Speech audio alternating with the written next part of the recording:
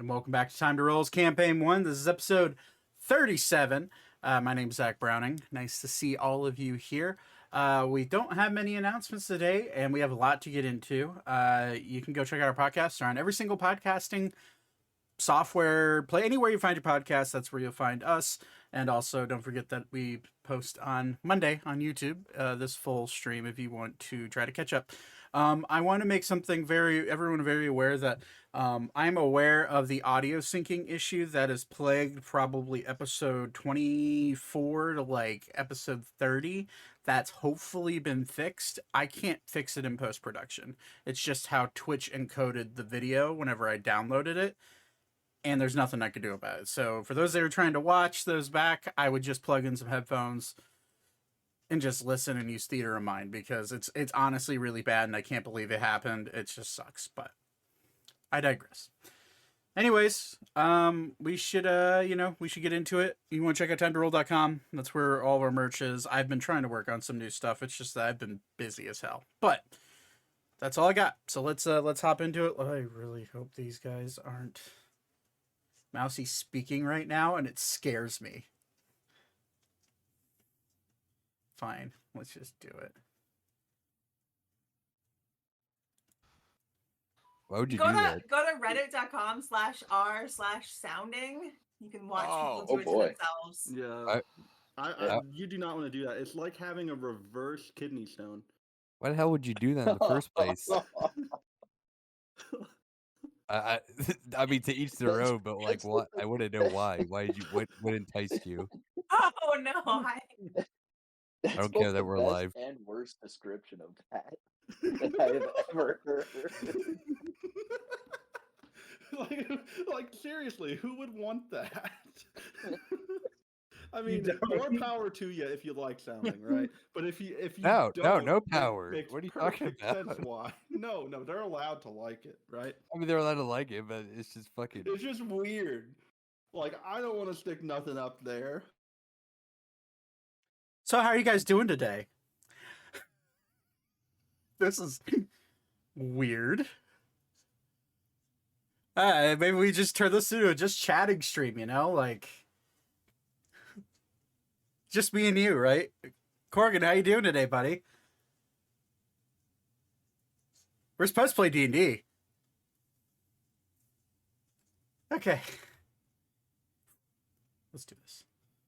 Good. Good to hear. My brother in Christ, I was like 10. Boy, you're 10? I wasn't that old. I just tried it. Like I barely got maybe like half a centimeter in there, and I'm like, nah, this ain't it. At 10, that's the whole way. Children. Yeah, pretty far, actually. Children. No. That's half a fucking centimeter, bro. That's like nothing. 5 millimeters. Pretty good for your first time. That first and only time, my brother. Yeah, where are you at now? Oh my, we're live. Zach is like... Yeah, don't worry. He'll make a TikTok out Welcome of it. to the sounding stream, everyone. Well, there goes my new Beep job. takes 25 points of necrotic damage. I'm dead. Goodbye, guys. Okay. Are you guys are we not dead, actually. you guys ready to play Dungeons and Dragons, or are we gonna keep talking about whatever the fuck you guys are talking about? Sounding. Do you not know what that is? I know what that is, Austin. You said it. It doesn't need to be said. Well, what is it? I don't. Oh. Do you want an explanation again? I can tell you. Anyways, this is Time to Roll, a channel where we play Dungeons and Dragons. Do we? Sometimes. Okay. So to give the brief recap, if you guys are ready, are you sure? Positive. Ready. Okay. After finding evidence that was damning to Arthur Abraxan by sneakily breaking into his mansion that was in fairly light guard comparatively, at least for the night that you broke in with Captain Ander Newgate, where you were able to make your way down, find evidence, and learn of different things going on within the world involving or some sort of organization named the Masquerader Syndicate, as well as as well as many other things going on, something to do with a plasmoid type creature, the anatomy of one being studied by Unvudius Plabberskibble along with the help of Arthur Abraxan. You all found evidence along with some other tools, presented it to Zane's parents, and your names were cleared of any wrongdoing within Ebrax. That's when all of you were able to make your way back to the Lily of the Sky and embark on your way back to Artemis, the capital city of Sylvania. We are on our first day of travel. The skies are clear. It's a really good day for flying. You guys are leaving. I can't remember if I had you roll survival checks or perception checks for the first night, so we're just going to do them now. Vaten, you're up top. Mm-hmm. I just know you are. Your passive perception is high enough now that I'm not going to need you to roll unless there's something I need you to see at night. Skies are clear. There's some birds flying by. Nothing to really see. As you leave, you're starting to see. You do doze off, but you've done this before. You expect that nothing will go wrong. You look around. There's no danger in sight, and everyone lays down for a long rest. Now we go on to the first full day of travel. I'm gonna need places of what you guys are doing. Is there anything in particular that you guys want to work on, train on, read? You guys have a bunch of books now that you just got from that library, from Arthur's library. I don't know if you guys want to take time to do that, or if do what Zane was doing prior, learning how to use weapons. The time of traveling is yours as of right now. I know what book I forgot to look for. Is my token on the board? Is it? Because I can't place any. It is not. Give me one sec. I see cheese. Or if there's any combat today you don't mind manning, or Nate, you don't mind manning, Lexi? Yeah, I can do it. Okay. Let's turn on some travel music.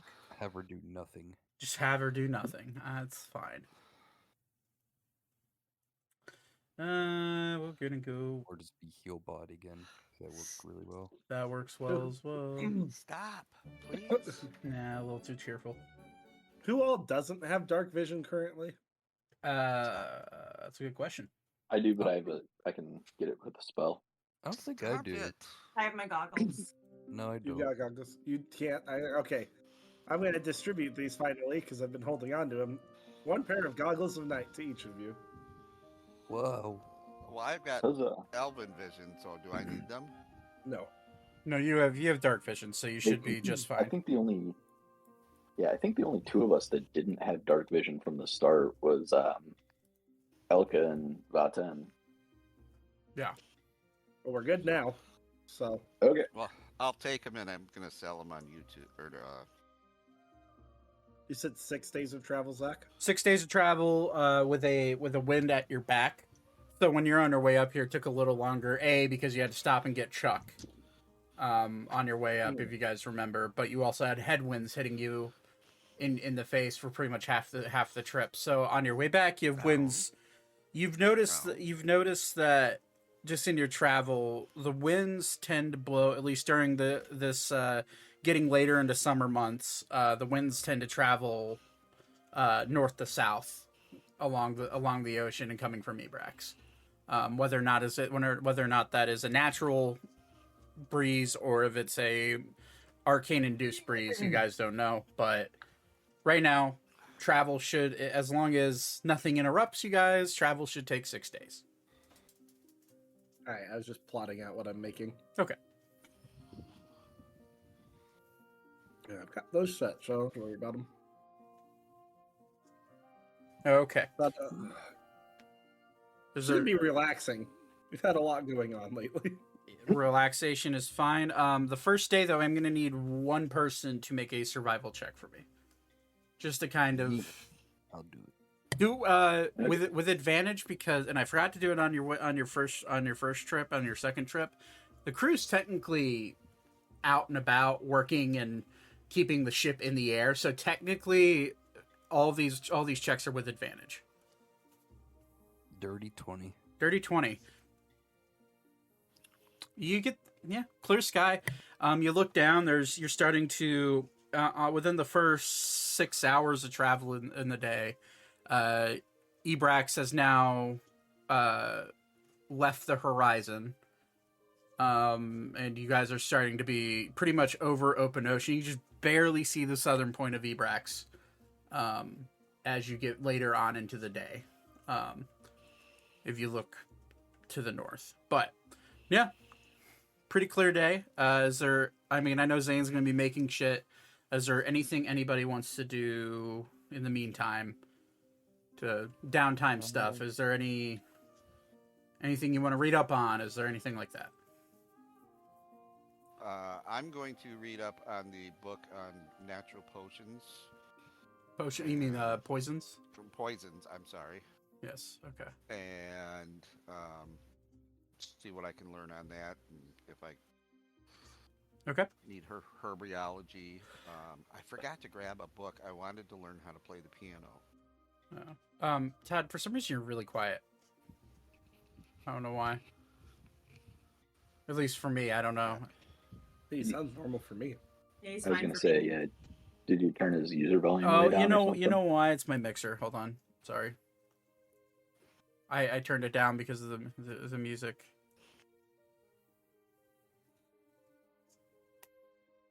Volume check 1, 2, 3. Yeah, You're good. You're good. You're good. Okay, so it'll take you. It's a fairly large book.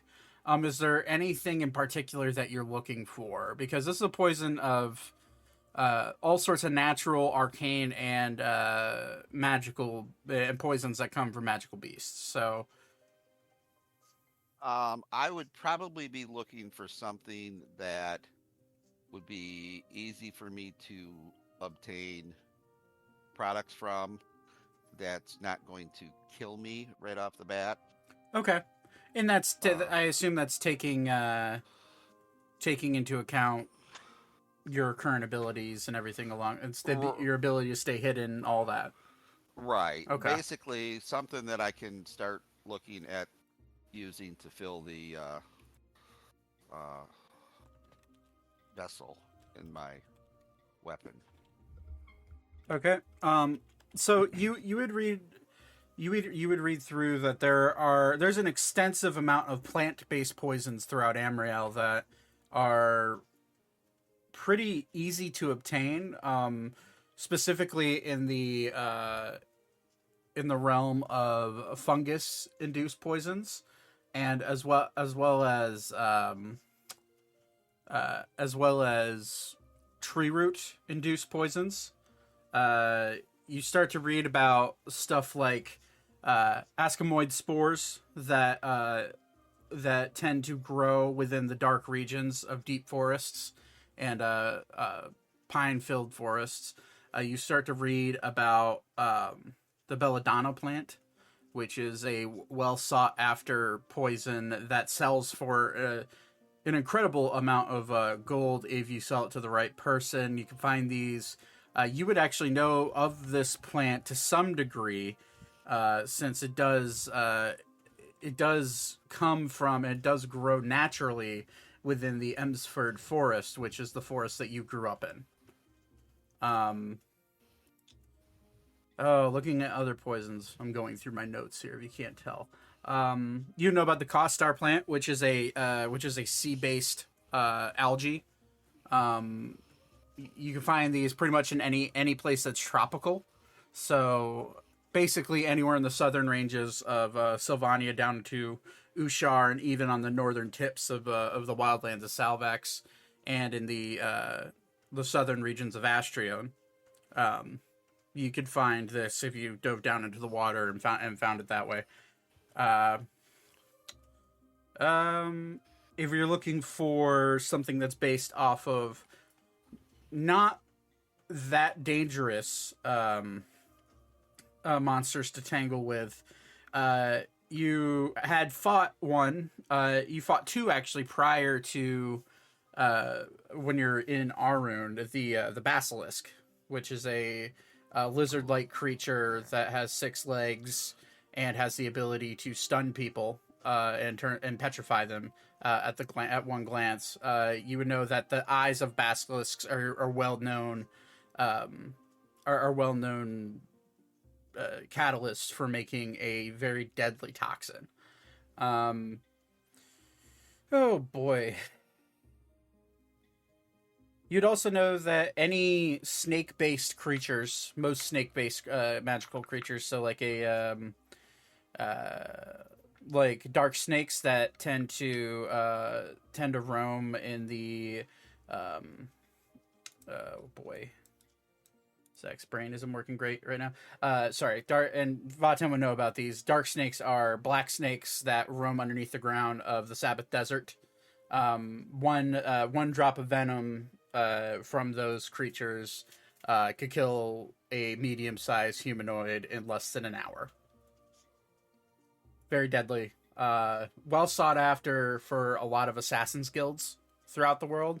But you would know, and it would denote in the book, that ever since the Sabbath Desert was taken over by the Tillman brothers, the Sabbath Desert has been a hard area to traverse and actually enter into because of the martial law that it's constantly under with these two brothers that have taken over the desert since the last war. And then wyvern poison is one that you know of well. Right. Fairly easy creatures to slay if you are capable of averting their gaze and averting their eyesight, since they are not very smart creatures. But if you can find a wyvern nest, just the venom from their stinger and their venom sac could be used to make all sorts of poisons. But that's what you glean from for right now. If you took more time to read the book, you'd start to read more about different plants. But that book is at your disposal whenever you need it. So, All right. Does Elko want to read about dragon anatomy? Yes. Okay. What are you trying to learn in particular? Probably a little bit more about like fledgling dragons and babies and just like kind of like when they start to get scales. Okay. So you Dragon puberty. essentially, yeah. So you would read through that dragons generally incubate within their eggs and within their mother's nest for anywhere from 5 to 10 years. Dragon incubation takes a very, very long time, and generally that's why dragons are not necessarily the most abundant creature throughout the world.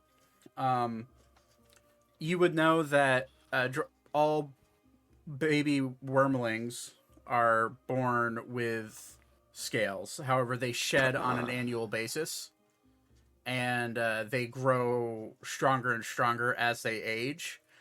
You would read that as dragons turn into young dragons to adult dragons, their scales become hardened to the point where they're like stone, and then eventually into metal-like scales. And then you would eventually read that once they become ancient, which would be an age range anywhere from 400 to 500 years old or older, their scales become almost unpierceable. But you would also read that it said that one dragon scale can make one ancient dragon scale could make a full set of plate armor that would be able to defend anybody. If you're trying to glean about your current situation, you would learn that the shedding of scales is a fairly painless process, but can be uncomfortable whenever it is hot out, because it becomes itchy for the wormlings. But Anything else you're looking to learn from that? No, I think Elka is just kind of curious, but she has an inkling that it's dragon scales. So maybe I also have the Draconic Union book, so maybe I'll flip through that. Okay. Just to see like what kind of like what dragonborns kind of go through. Right. Okay. Well, dragonborns are very similar to wormlings. However, they are it depends on the region of which and what type of dragon they are born from. But you would learn that the union of dragons takes place between an adult dragon that has shape-shifted into a humanoid form and has become a partner to an actual humanoid, generally a human or an elf, sometimes dwarves, depending on who the gender is, who's giving birth. So if the humanoid is the mother, then dragonborns are born via any other humanoid. If it is a mother, if the dragonborn is the mother is the dragon, then they're born via an egg. They tend to go through similar shedding processes that wormlings go through, and it tends to be a little bit more intense once they get into their teenage years. Just because it becomes a little bit more painful, a little bit harder to do. But yeah, that's really all you glean from that. But okay.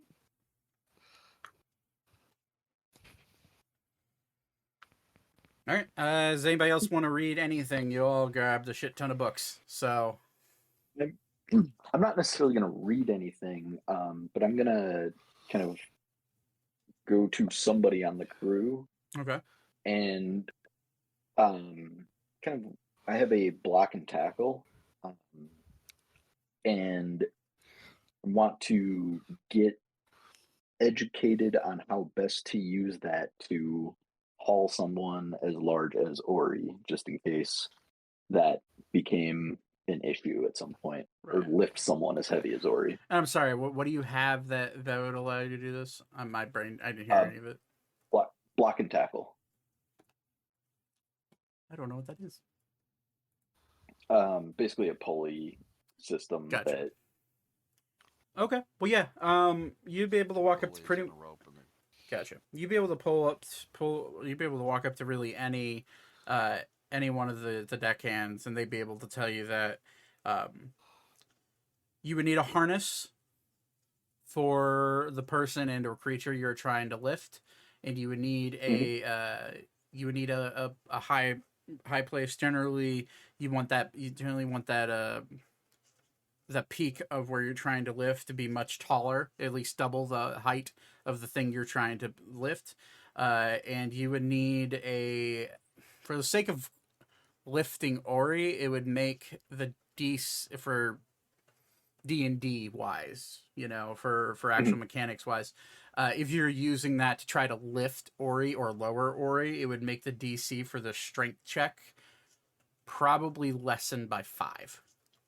So the strength check would be for Ori size. Ori, you're 500 pounds or 1,000 pounds? 500. 500 pounds. Okay, so the DC, standard lifting weight for a medium-sized creature, I think, is 200 pounds, where you could do it without a check. So I'm gonna say probably the DC would probably be sitting right around that instead of like the 15 to 16 range to do it. It would be around the 10 to 11. Okay. DC. Perfect. Yeah. If you wanted to set up a full pulley system to lower a person such as Ori, and if Ori was consenting for that long, then yeah, you could do it. My thought behind that is less anything like that, and more like if we are caught in a place where we have to haul him up and he's unconscious or something like that. Right, if he's dead weight and unconscious. Gotcha. Yeah. I understand. Yep. Okay. Yep. Yeah, so it'd make it a lot easier. So. Cool. All right. Anything else before we move on to the next day? And what are you making today, Zane? Did you say? I didn't say. I've got them written down already, though. Okay. I'd like to know. 3 ropes of climbing and then 3 gloves of thievery over the course of the trip. So Okay. Cool. Can I have one of those gloves? maybe. We are using attunement rules here, so are you? How many? You can only be attuned to 3 items. Do you need attunement for those gloves? I do not. Well, I'm saying does do regular people. You look that up. I'll We'll take a go look. that up. We'll go to the next day. Okay. So a day full of reading and inquiring and really just enjoying the. You do not. You don't. Oh, so it's not an attunement. Okay. Yeah. Perfect. I just want to make sure of that because it would become a violent rejection if you tried to attune to a 4th item, which is not fun. Let's get some ambiance because we are flying and we are over the ocean. Is there a fishing pole? Because mine's kind of like makeshift. On the deck. I mean, you not really. If I remember correctly, you made yours by finding shit on the boat to make yours. Were we on this boat or another boat? Oh no, that's right. You were on the ship or on the small boat heading back to Senva from the sanctuary. Yeah. Yeah. I mean, sure. Make an investigation check for me as the light starts to dim. 14. 14. You can find basic things to fashion another makeshift fishing pole, but you get the sense because it's a skyship, there's not really a major need for any fishing things. However, you do look around and you do find which you find a one of the deckhands starting to stack up what looks to be ballista bolts in preparation for anything that were to assail the ship as you fly back to Artemis. But yeah, I ain't interested in that. okay. All right. Well, darkness falls and you guys all go to sleep. If anybody, I mean, I'm gonna my direct person I'm gonna go to is Va10 for this, just because you're on up. I know you're gonna be up on top. Yeah. I've gone below decks once. Yeah. Anytime we have been on a ship, so. Yeah. Okay. So second night, you're looking around before you go to bed. Same as the night prior. It's it's a pretty quiet night. I mean, you now realize you are fully over the ocean, because you hear waves rolling in. You can feel the salt water start to sting your scales a little bit and make them a little drier than you're used to. But you're accustomed to that since you've flown over the ocean a few times. Yeah, night goes off without any issues. Second day. Can I get a survival check with advantage from Eeny, Meeny, Miny, Mo, Beep, please? All right. Oh, did you say with advantage? With advantage because the crew is looking out as well. All right, so 14. 14. Looking around. It's another clear day. Can't really see anything. You see a few clouds floating in. You do see the occasional, what looks to be larger seabirds start to fly alongside of the ship, but they seem harmless. They're not doing anything to attack. So day goes off without any issue. Anything you guys want to do second day, or you want to just try to get done with the travel? I'll just try to get done with travel. One question I just want to ask the captain is, if anybody plays the piano on here, if there's anybody that can teach me the piano, or if there's anything he might have that I could read to teach myself. Oh, piano. I mean, yeah, I play. Let me check something. And he like throws a lever down and locks the steering wheel in place, the helm in place. like you've seen him do a few times. He runs down runs down into his quarters and comes back about 10 minutes later. And he runs back up, and in his hand is basically a songbook that shows you how to play scales and how to play certain sea shanties. That the book looks old, really old, like weathered. Probably it's a book that's been around for a while. You can see tears on the edges and on the brim of the book, but he hands it to you. Go right ahead, by all means. Well, thank you, sir. So are you going to spend the next couple of days traveling, learning how to play the piano? Yeah, in All right. between, reading about poisons and stuff like that. Right. Okay. I'm going to And need you. playing with my new rapier. Okay. I'm going to need you because you're learning a new skill. So I'm going to need you to roll a few rolls every single day.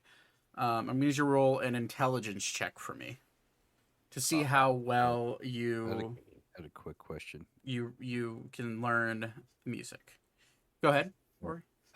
With the missing fingers, does that affect it at all? Yeah. Honestly, learning so It's funny. so that'd be that's funny. thank you for bringing that up. The intelligence check will not change because you are using your intellect to try to learn.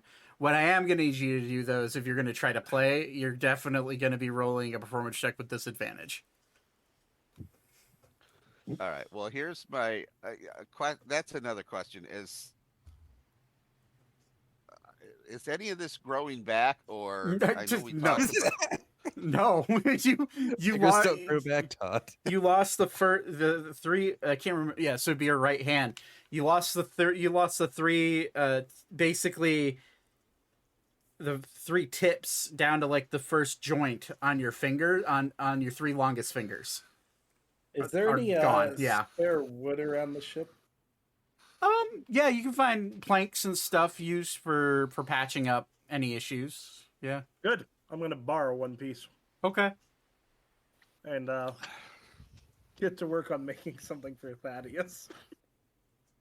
Gotcha. Ooh, a leather glove Please, with mate. tips. Please. I'm going to make him some prosthetic fingers. I was gonna say, please make him a prosthetic. That'd be amazing. Okay. Yeah. So make an intelligence check for me, Thaddeus. See how well you start to learn the musical theory in the book. 12. First day, it's as one would expect when trying to learn something new.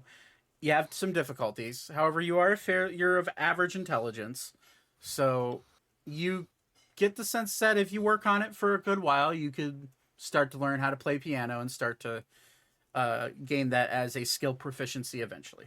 But if you're going to be trying to play, are you going to try to play, or are you just reading through the book and trying to learn music theory? I'm right gonna now? tap. Okay, you're not going to have to do any. Performance. It's fine. 12. It sounds as one would expect someone trying to play a piano with half their fingers missing. Bong, bong, bong, bong, bong, bong, bong. Right? Yeah, like Twinkle Twinkle Little Star. Like but yeah. So first day, not bad. You want an int check for my prosthetic making? Yes. Thank you for asking. I will. There you go. Because I just rolled it. 23. Yeah. You take the first couple hours into the night, making sure it works. And with a 23, you're able to fully make finger prosthetics for Thaddeus for the next day. Bug. So, unless anybody else wants to do anything, second day, we go into the night. Bingo isn't here, but that's fine. With Vaten's passive perception, as well as the crew looking out, another clear night. It's weird having travel. It's weird not having any issues in travel, because all the bits of travel you guys have done in the last month or so has been filled with issues. But with his fucking 20-something passive perception, it's pretty easy to spot terrible things. But night goes off without an issue. We go into the third day. Elka, make a survival check with advantage, please. Even though I'm not going to be up deck on top of the deck. Sure, I'm just having you roll it in general, just for everybody. You said with advantage. Yeah. Peeking out the porthole, if that's how you want to think about it. 16. 16. Yeah. Third day, no problem. You do notice, looking out the porthole, as well as anybody else who's on deck doing stuff, you do notice normally you wouldn't see other sky ships within the same route as you, just because there's generally a code that people take to, if you can detect a magical wavelength of what a sky ship would be, you generally tend to stay a good couple, maybe 100 miles away, just so you don't mess with any sort of magical issues. You look out, there's a few ships that you can see within eyeshot that are heading in all different directions. And there seem to be, since you're not on top deck, I'm going to say, and Bingo isn't here, Bingo would see it, but Vaten would see it. I'm going to say, Ori, are you going to be on top deck? Yep. Okay. Make a perception check for me. Didn't quite time that right. 5. 5. You see what looks like dots on the horizon. You can kind of see that they're ships flying. But third day goes off without any issue. Zane, you have the prosthetics.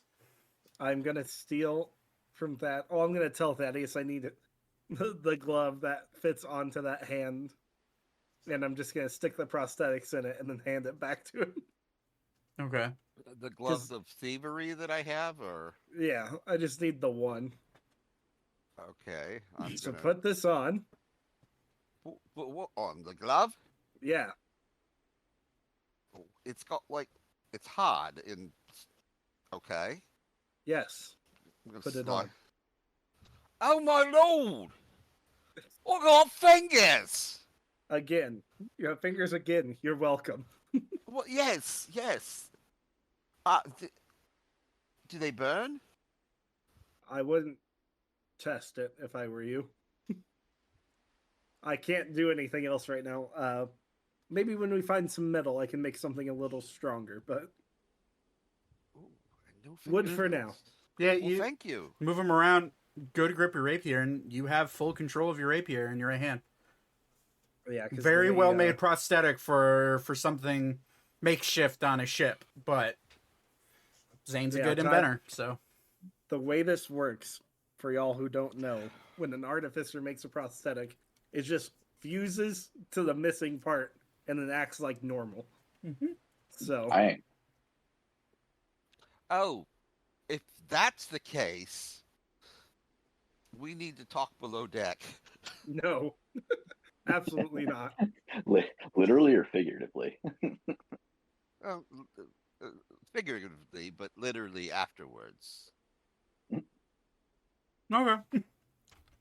And saying you have nothing to worry about. So, Thank are God. you, Thaddeus? Are you gonna try to do more piano stuff today? Yeah. Roll another intelligence check for me. Let's see. Oops, wrong screen. Second day is hard. Second day is harder than the last, unfortunately. What are these things called? Notes. You can't quite get it. So maybe on the practical use, getting used to the prosthetic, trying to learn how to play, the frustration of trying to remember figure out how the fingers work again, as well as just having a harder time understanding the more intricacies of musical theory. It's just a hard thing to learn for sure. Oh, Okay. and one other thing that I do want to try now that I've got the glove and the fingers replaced. Mhm.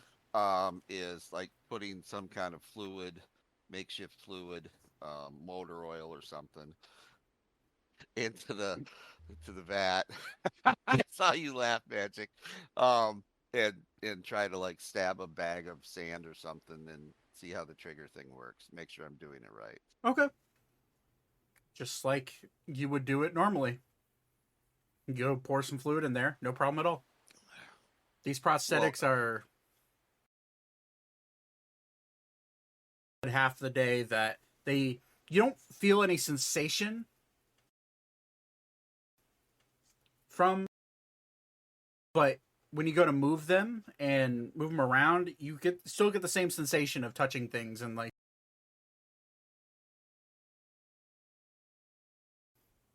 Okay. Well, the idea is that I can use this new trigger on my rapier Yeah. without disadvantage because I've practiced, Right. clicking it and. Okay. Well, then I would say,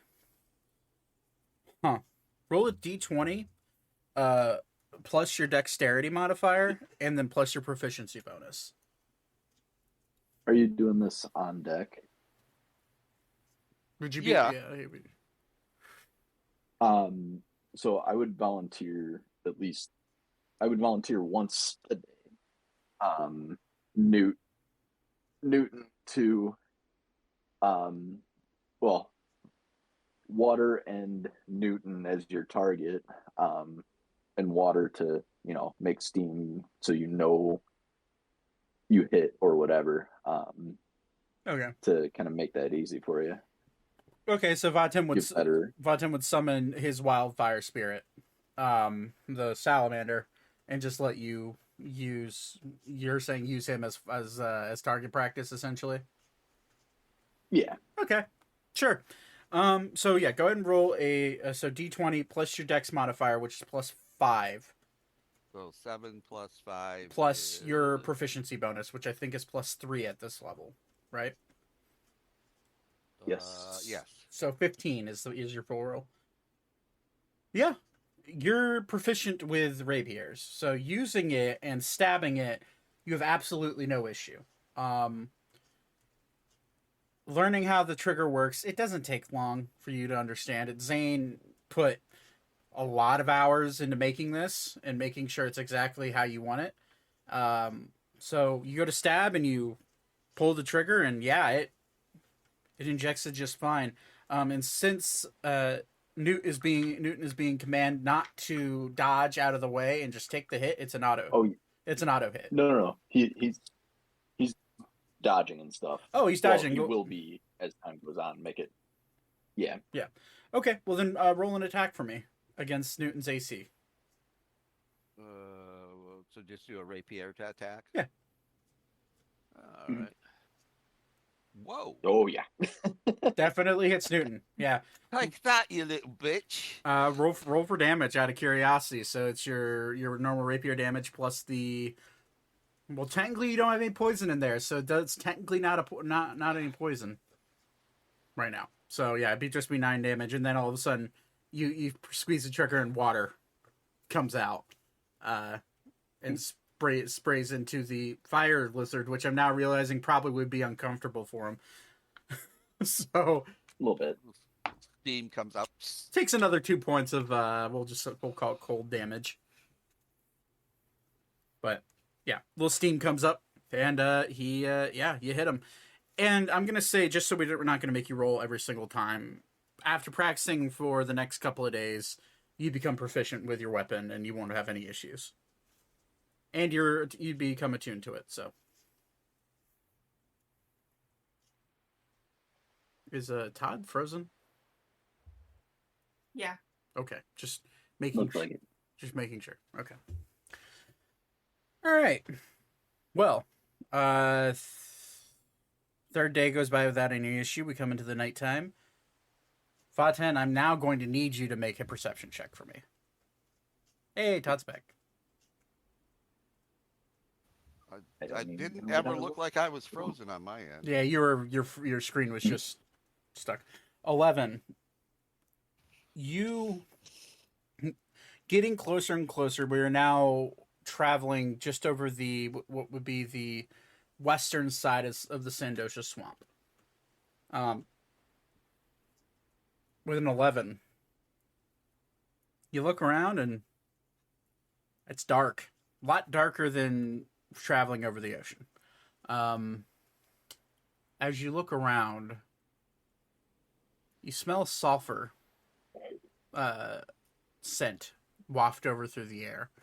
And you see with an 11, you can't quite glean what it is, but you do see a bright, what looks to be fire from way off in the distance. Probably a good 10 miles away. It looks like a dot, but it is on fire. That's all you can really tell at night. Okay. I'll make sure to point that out to Captain Newgate. Yeah, Captain Newgate would see it. Hope it's not a fire elemental going on a rampage. Okay. Well, thanks for pointing it out. And it would be, just so you're aware, it would be off the, using the ship now, it would be off the starboard side, so the right side to the stern of the boat, so to the front of the boat. It would be off. You're almost right. No. Almost right. Stern is the back. Stern, sorry, the front. I don't know the name of the front. Bow. The bow. Bow, thank you. It'd be bow, front right bow. About 10 miles. Wow. About 10 miles out. Looks like a dot to you, but it's on fire. But other than that, the night goes off without any issue. You do smell the sulfur starting to waft up from the swamp. It's kind of a weird mixture because you're staying closer to the sea this time around. On the western side of the swamp. So it's like a mixture of salt water that you've been smelling, but also sulfur starting to waft in there. It's a really strange, stinky smell. But good times.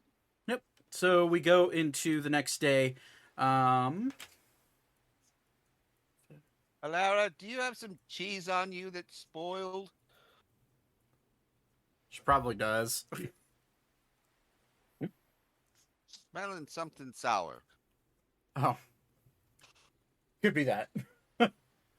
Okay, so for the next day, we're going to go with Zane. Make a survival check with advantage.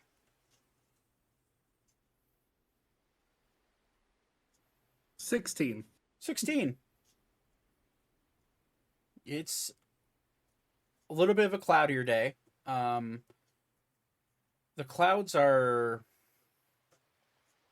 It looks like it may storm. Now, granted, you guys are above the clouds, flying. That's how most sky ships fly, just to stay out of any inclement weather that may happen below. Generally, sky ships tend to stay above the cloud line, and that's where you are right now. You look down, the clouds are starting to get darkish gray. You do start to notice more and more sky ships moving in opposite directions, 5 miles, 10 miles, 15 miles away. And Vaten, you notice this as well with your keen eyes. These ships seem to be moving at not a normal pace. They seem to be moving a little bit slower, and they seem to be going in any opposite direction that you're going to. Vaten, roll a perception check. Sorry, I'm looking something up real quick. Yeah, you're fine. Okay, let's not do what I want it to do. Perception? Yeah. 22. There we go. Yeah. So you need much better than rolling a 3. Looking at these ships a little closer, these ships seem to be in a damaged state. Almost every single one you look at. Some of them with the sails partially crispy and burnt, but put out. Some with holes in the hull. Some with one that comes closest to your airship but underneath you, trying to avoid any issues. It's probably a good 2 miles away. You look down, and from the best you can see with a 22, you see what looks to be almost like a mark of like a lightning bolt that is etched into the wood and burnt into the wood, still blowing a light blue hue. But And are they coming? Are they all heading towards, like, away from where we are going, or? they're all moving what seem to be away in multiple directions from the direction you are going currently. Yes. Okay. I will definitely meander towards the captain.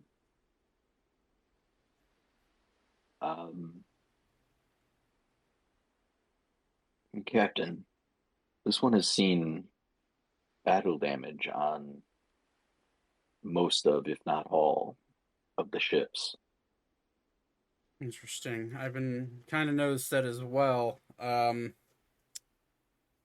Also, this many ships flying this close to me is a little disheartening. Okay. Well, I don't know what we're flying into, but if there's this many ships damaged, I wonder if there was a... I only hope there wasn't something awful that happened, or maybe... Blue dragon attack, maybe? He's pointing out the lightning bolts. Immediately, Ander would think something lightning based. Maybe a dragon, maybe a elemental attack, like a lightning elemental. But if there's this many ships, maybe a battle went down that we didn't know about.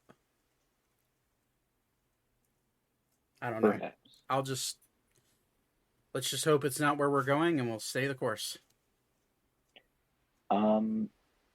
Are there still birds flying around or anything? Yeah. Any critters? Yeah. Yeah, there's all sorts of birds. There's you see all sorts of seabirds that are flying due west to get towards the ocean more. You do see what looks to be a wyvern flying away at a breakneck pace, away from, basically following along the ships, but a lot lower down, but a lot farther down, like just above the cloud line. You see a wyvern shooting off in the distance. Is there a way to catch one of these birds? Yeah, I'd say, actually, you would notice over the time traveling that a lot of seafaring birds do tend to try to rest on the masts of skyships to get a break. There's none there now. However, there's always some that are fairly close within netting distance that you could try. The AC would be a very high to hit. Yeah, you do see a few within, like, if you had like a net gun almost, you know. You lure them in with crumbs of bread. You could try that. That was going to be my next question. I'm going to make it a point over the rest of the day today to try and catch a bird. Okay, roll an animal handling check. As well, have you do. Hang on, I might do. Hang on, I got to read my spell again here.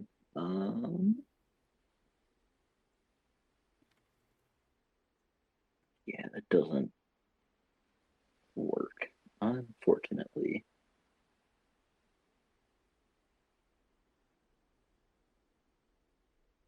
Okay, doesn't say. Yeah, just one. I will take that any day of the week. Yeah. So putting out tiny little pieces of bread, little tiny chunks of dried meat, just on the rail, or even on. Eventually, some seafaring birds do will do kind of flutter over and land, and you see what looks to be a seagull, but much larger. Much larger wingspan, grayish feathers, but with shades of white. And you do see what look to be teeth underneath the beak, but it kind of hops up and starts pecking away at the bread. Yeah. Okay. I will quickly attempt to net the bastard. Roll a dexterity check with your proficiency bonus. I'm gonna check proficiency on a save, roll a save, and then not do very well. So yeah, that's an 8 for a dexterity plus proficiency.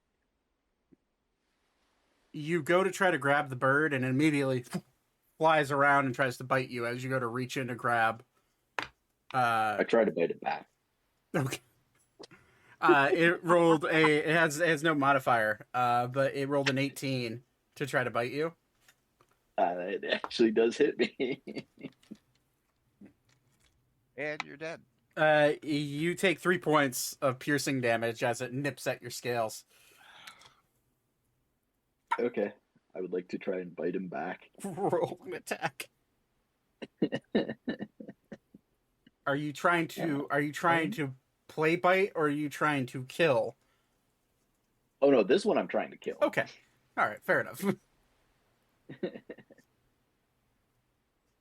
Oh. You go to bite it, and it like, you go to bite it, it immediately dodges out, like hop steps out of the way, and then jumps up and lands on your snout. Then I'm back to my first plan and try to catch it. Roll another dex check with proficiency bonus. And he pounds himself in the face. Do yeah, right. This time do it with disadvantage because it's close to wanting to fly away. Yeah, buddy. Yeah, 10 is the DC. So you out of frustration, ring this bitch around the neck, and grab it, and it's just immediately just flapping its wings, trying to like bite it, like peck at your hands. But you have a bird now. Oh no, with the disadvantage though. Oh, sorry, I didn't even know it's a 7. Yeah, no, actually no, sorry, I thought my brain was on advantage, not disadvantage. 7. Yeah, you go to grab it, scratch that. Instead of you grabbing it by the neck, you think you grabbed it by the neck. And as you do that, it like immediately flings its face down to bite you again. And this time it's going to do it twice. Fair. It's a natural 20 and a 19. Oh, Jesus. Do we have a resurrection spell? Fontain's about to die Yes. because of a fucking bird. Okay. Yes, we do have a resurrection spell, but the problem is I'm the one that has it. You take with the 2 bites, you take 11 points of piercing damage. Is anybody else see this going on? I also I'm have not being resurrection subtle about stuff. Oh, it's becoming quite a spectacle at this point. Anybody who's on the boat knows kind of understands what's happening. Or he's been kind of watching this whole time, and he'll say, do you need help? Please, large one. What are you trying to do? You see its wings starting to flap now that it pecked your hand, trying to get away. I think This he's one is trying to trying to bleed catch a himself bird. to death. Just catch her. Catch. Not kill, Oh. perhaps. If you're gonna try to catch it, you're gonna have to make a dexterity check with your proficiency bonus at disadvantage because it is now starting to lift up into the air to leave. Yeah. I will let this one go away unless he's I'll try successful at it. I'll try to catch it. Okay. Dexterity. My dex ain't that high. 14. 14.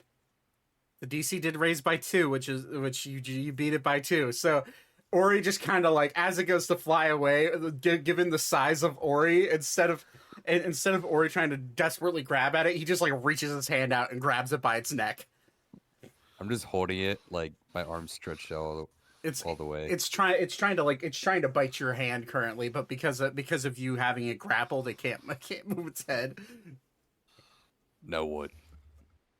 Thank you, large one. I'm gonna take my heavy cloak, and kind of bundle it up, and then have Ori remove his hand from the cloak. Okay. You put the bird down. Yeah. So, Well, wait, hold on. So are you trying to cover the bird, or are you trying to? I'm trying to basically put the bird in a sack for right now. Okay, yeah, that's fine. I'm gonna tie the bird down. Okay, how are you gonna do that with what? Just I have some rope. yeah, just grab some rope and tie. Okay, so you're trying to tie up a bird that's squirming with one hand. Actually, I'm gonna hand Von 10 some rope and tell him to do it. Okay, just making sure. I will definitely tie this fucker up with prejudice. Okay. With the help of Ori, roll another dex check with proficiency, but with advantage. And roll one more time. Oops. Yeah. You take the 15. It's fine. I'll take the 15 and the 9 as your two It rolls. should have been. Um, Yeah, and it should have been a +3 more, so it should be an 18. Gotcha, 18. Yeah, easy enough. You grab a piece of rope and you basically hog tie / gift wrap a bird with a rope the best you can, and you're able to tie it down. It's still squirming. It's not happy at all. That's fair. Yeah. I would then like Alera's gonna use speak with animals. And I'm gonna sit down while this is happening. I'm gonna sit down and start ritual casting a spell myself. Okay. What spell is it? Animal messenger. Okay. So Alera casts speak with animals. All Alera hears is fuck, fuck, fuck me, god damn it!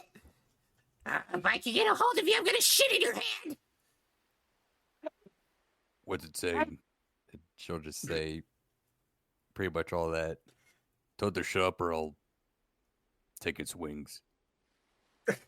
The little girly goblin says that. Roll intimidation. You roll intimidation for Alera, yeah. Yeah, let me see what hers is at.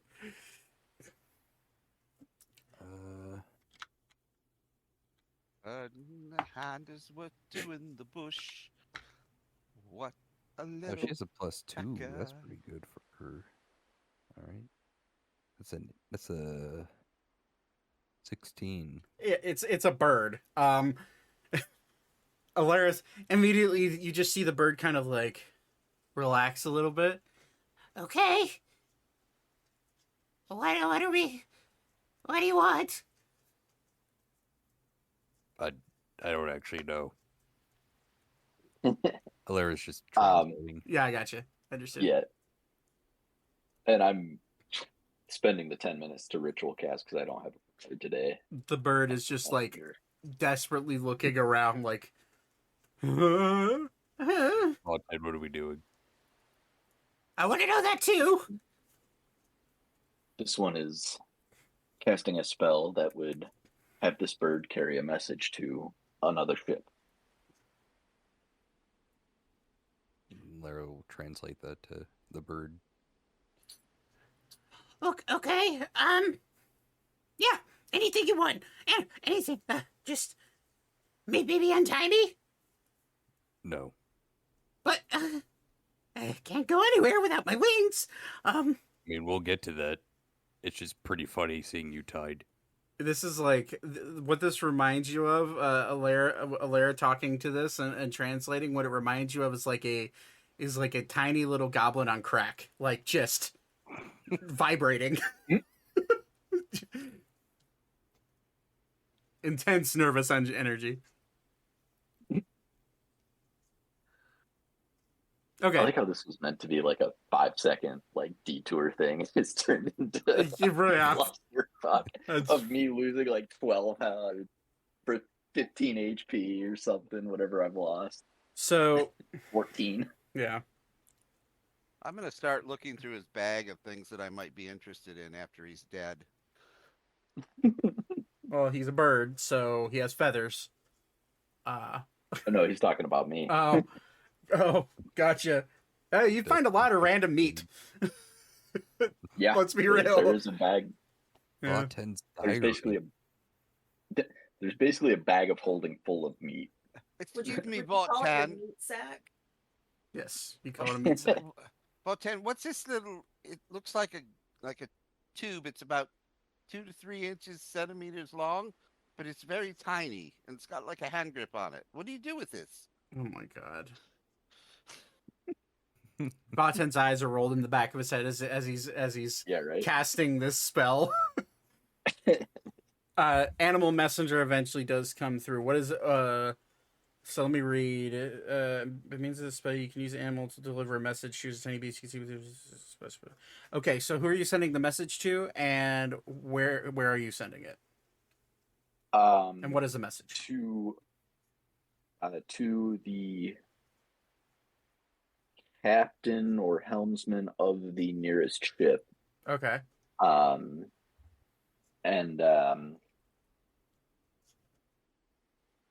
the message will say, if you have a means of replying, please let us know where you are coming from and what caused the damage. Okay, so it kind of works like this, like the sending spell, just a lot more. It's yeah.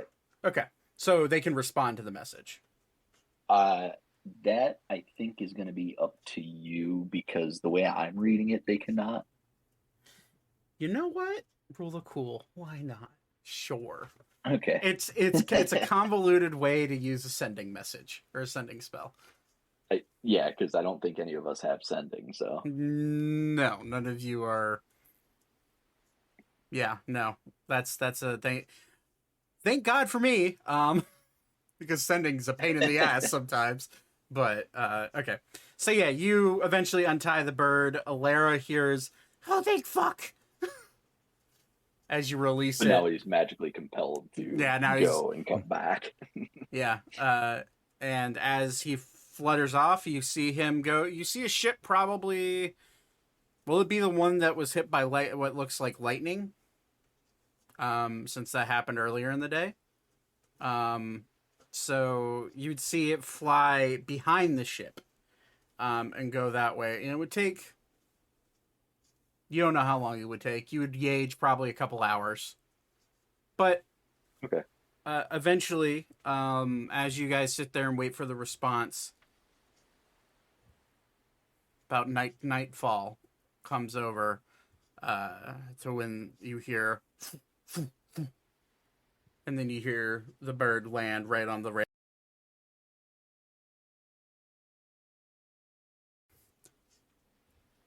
A kind of a half disheveled, weaker voice, a man's voice, and you hear him say, "This is weird. We were attacked. We were in Artemis. All hell broke loose. We're doing everything we can to get away, and as far away as possible. Dragons, there's this guy with blue," and that's where it cuts off. Okay. I am definitely going to relay that to Captain Ander as well as the rest of the party. Okay. Even if I have to go below decks to speak with Elka. Yeah, you just see Elka like huddled up, like all comfy in her chambers, reading a book. But so you relay that message, and the captain kind of like looks a little weirded out. And Blue, I understand if blue dragons attack, that happens. They tend to attack if they're younger. They tend to attack in packs. But whatever did damage to that ship was much larger, and that scares me. If they said they were an Artemis, wonder. Do any of you have any way of getting a hold of that librarian friend of yours?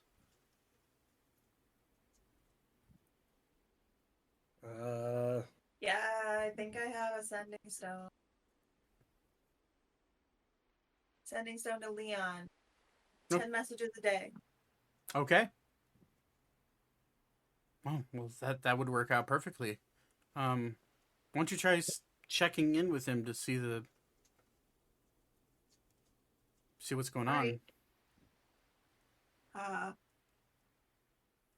Unnamed group to Leon.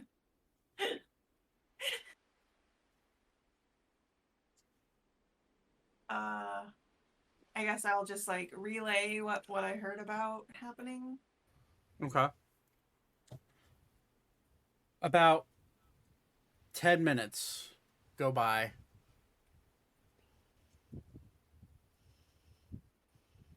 Another 10 minutes go by. And eventually you hear a voice that... I'm going to say, Elka, make her a history check.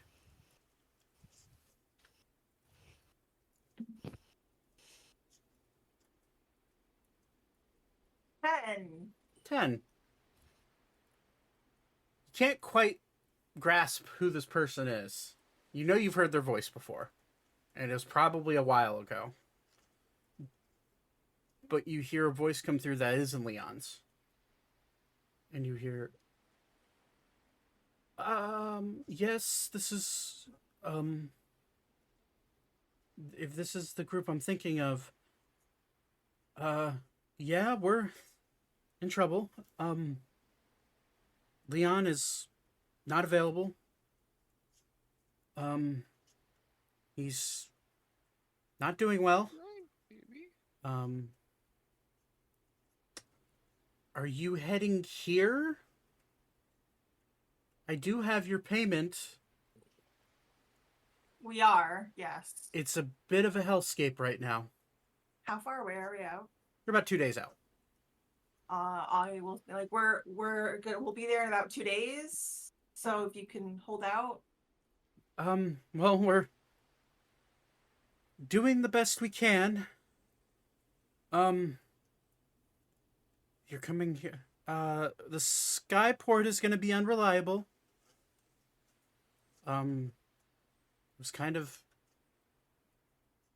almost everything around it was burnt to a crisp.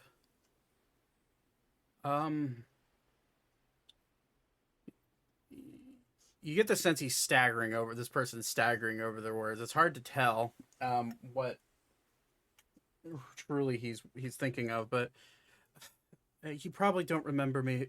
I'm Leon's personal assistant, Rosalor. I met you the first day that we met, that you all met each other. Leon's in a comatose state. He overextended himself and was able to drive off the Great Worm, but if I were you, I would... Part of me wants you to stay away, but part of me also thinks we need all the help we can get.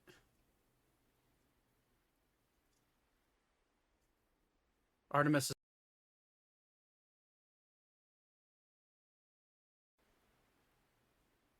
We will be there soon to help. And you'll hear him kind of like step away from this.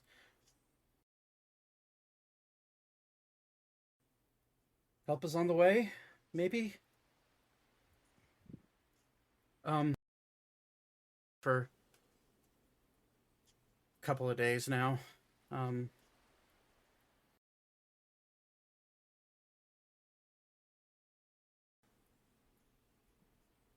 and they will attack you. We will be careful. Thank you. And in the background, you'll hear boom, explosions, rattling, earthquakes. You'll hear during all of this, and you whatever is happening there seems not good. But with all that information gleaned, what do you want to do? Well, I'll let everyone know what all the information I have. I'll definitely let Captain Newgate know that the airport, Skyport, is probably not the safest place to go. Stop. I love you. Okay. Skyport is no go. Is a no-go. Our other option is to go past Artemis, fly over, and land in the Gulf of Prosperity, and then come up through the canal. Since the ship can double as a seafaring vessel. Or we can find a place to unsafely dock, or I can airdrop you, but then I wouldn't be there. If Artemis is as destroyed as that person seemed to think, you guys are going to need all the help you can get. Baby. I could leave the ship in the hands of my brother, but he's very unaware of what's happening right now because he's kind of sleeping. So that's going to be some The news. ship in any way. The ship has some defenses. We have harpoons. We have ballistas. We have a single magical cannon that can be moved. But this is... Stop.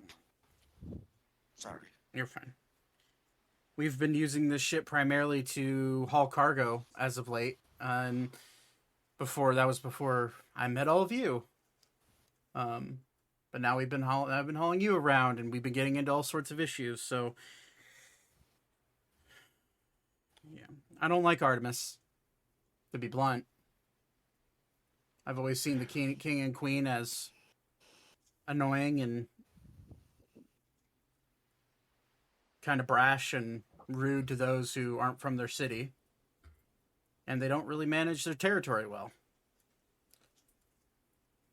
But my dad once said that he loved Artemis, and he's sad that he had to leave Artemis as a kid. So yeah, my ship's yours. Where do we want to go? We need to get in there sooner rather than later. Well, we're preferably. 2 days out. Normal travel. We could push it to the limit and potentially burn out my propulsion system, but No, we need the boat as backup. The crew could man it and give us covering fire, right? with a single cannon that shoots probably once a minute, maybe, but it's long range. And Unless does and whatnot as well. well, What if we come in by water? Would that be safer? I don't know what. Sure, in theory, if our only adversaries are dragons, but we don't have any more information than that. Do you know the area where you could land us Oh yeah, I quickly? I mean, near water where we could be in the air the most time and then basically land in water near the our city? our safest bet is to land in Lake Grandry, which would be a tomorrow thing. Lake Grandry is a very deep lake, and it stretches along. It stretches down south, past Ardbert, down the river, which we could float the ship this size carefully. That would be a way of landing in water and getting right up to the city without them noticing. But if the city's destroyed, I don't know if the riverways are blocked. I don't know if there's a lot of things we don't know. If we're walking into a war zone, we may get shot out of the sky before we can even get there. We should take the bet to get on land tomorrow, then. Okay. Do you have any maps you could possibly pull up and show us? They may not be reliable, though, if the city's been destroyed. True. I'm just thinking of like a generalized directional plan. I mean, other than the map of the world that I have, that's shows you different cities and where different waterways are. None of the waterways are named other than the lakes and the oceans. And it's not very detailed, but I have that. I'm gonna be honest with you. My navigation skills have always been kind of on a feeling, and I've just kind of learned where things are and which way to go just off of, call it sheer luck, call it experience. I know this area well. I do a lot of business in this area. So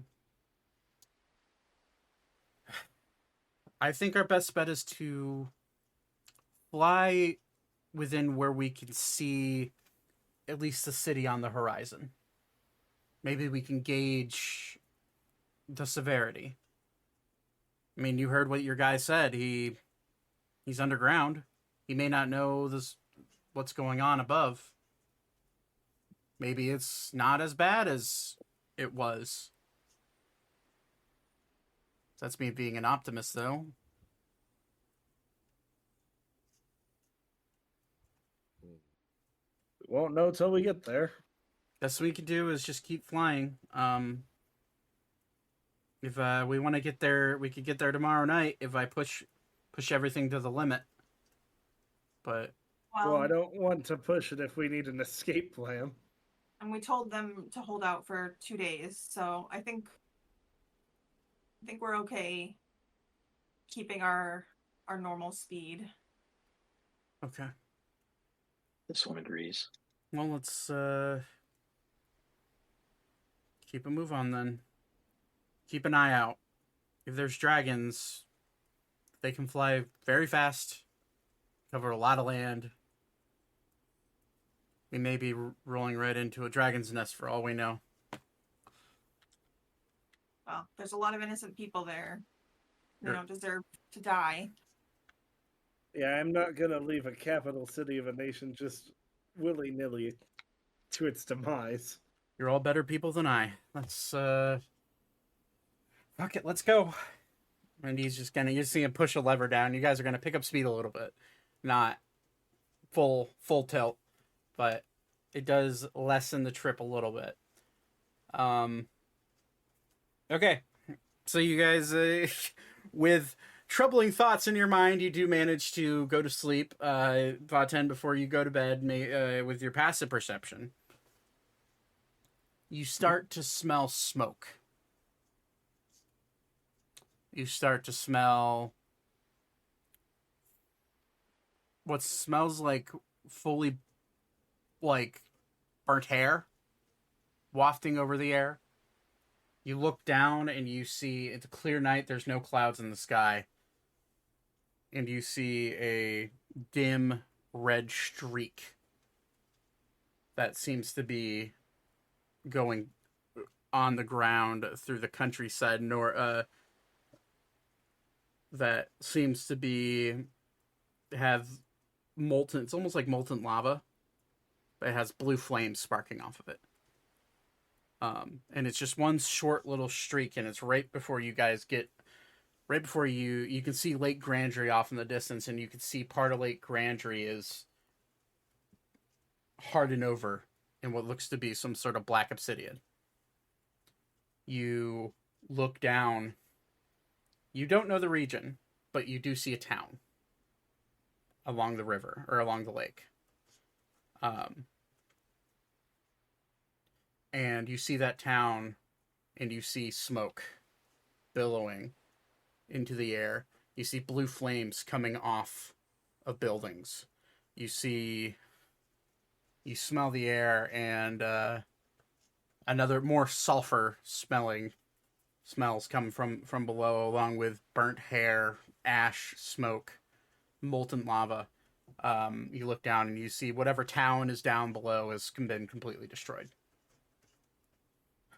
And it seems like one. You know how dragons work. You fought one prior, at least one that was definitely pulling its punches against you guys. The bronze dragon you had fought earlier. You know how dragons work, and you know that their breath attacks can cause major damage.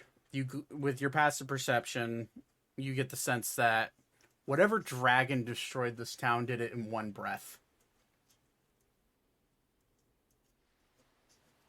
I'm going to relay that to all interested parties. At this point, it's Anders' brother Alex who's on the helm, and you see him clutch what looks to be a symbol of what looks to be like an axe and a hammer, and crossed on his neck, and he just kind of like, you see him like do a short little closed-eyed prayer as you pass over. Can't really hear what he's saying, even with your passive perception, with the wind and everything like that. But you can see his mouth, and you can see him just basically saying, "Protect them, please." I was going to say, I think I can read his lips. Yeah, you can read lips. If he is saying it, if he's saying it in common, then yeah, I can definitely read his lips. So you can hear him say, "Iron Father, please protect them." Okay. If you want to glean into any more of his religious faith, you can with your passive perception. But I mean, that's up to you. No, it's not really Vaten's thing. Okay. Religion.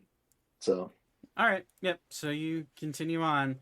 Other than seeing and smelling and hearing just fire and molten lava, you guys are able to go through the night without much issue. Now we come into the 5th day. I'm gonna need one of you to make a survival check, which I think it would be Thaddeus's turn today. Survival With advantage, because the crew is helping. All right. Thank you. Okay, so we'll take the first 2 rolls, which is the 8 and the 4. Luckily enough, 8. You look around. You're kind of. I don't know if you'd be up for playing piano after hearing the news you just heard. That's up to you.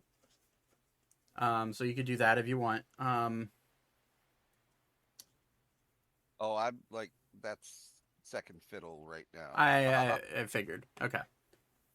Now I'm gonna be like prepping poison stuff. Okay. Vaten, with your passive perception, and it's a clear day, you do start to see smoke, more smoke, billowing. You start to see what you would know because you've we're now, and I'll pull up, I think I have the world map saved in Roll20. If I don't, I can grab it real quick because I have it up. Ander would walk out with his world map. Let me go ahead and hit save image on that. Just grab that real quick. Alrighty. Maybe not like here. We'll just add it as a handout because that's much easier for me. I added a comment. You get a chance. Okay. This is Zane. Yeah. You're a master of tinkering. With what we're walking into, There you go. In my knowledge that I've been learning in poisons, is there anything we could use as a long range thing that we might be able to shoot out of a bow or a crossbow that you could help? Not Figure with out- what I've got on me. Are there resources we're not aware of on this ship? Beyond what they've told us? No. Do you think it would be worth asking the captain? I think they've told us everything they've got. All right.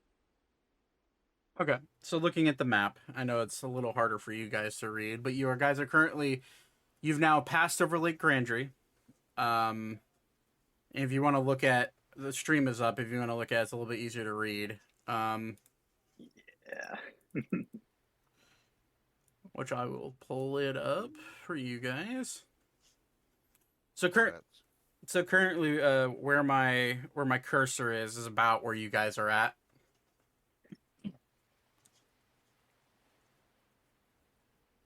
Where's the fires at?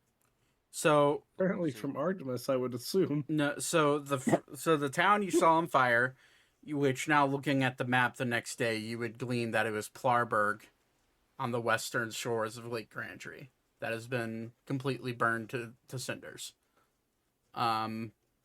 Following south, you look out, you see smoke billowing from multiple locations. You see... From the direction of Artemis, what do we... So currently, if you guys can see my cursor on the stream, which I think you can, you guys are currently in this area, about 100 miles north of Artemis. 120 miles north of Artemis, which I can zoom in slightly more, I believe. Yeah, I can. There. At our height, what's our distance that we can see?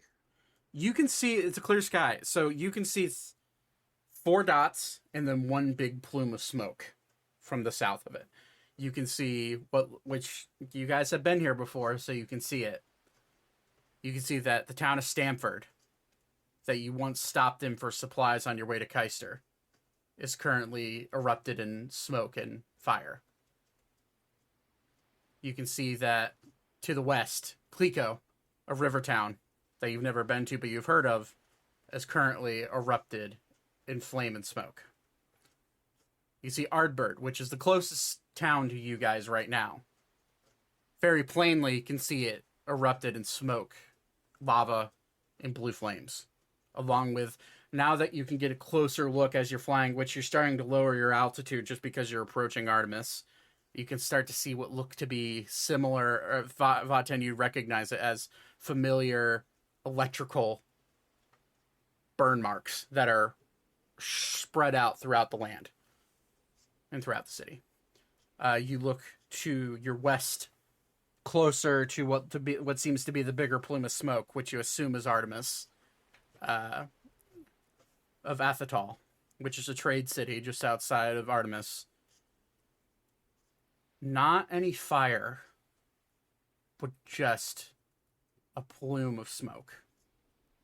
Hard to tell if that means it's fully destroyed, or if they're able to fight it off, or if that means there's just nothing left to be on fire. But you then see the big plume of smoke. Artemis. You can tell from this distance. You can see... You can't really see the city from here. But you can see what seems to be the largest plume of smoke just coming up. You can see the ocean in the background, and it seems like the ocean is burning a bright red from your view.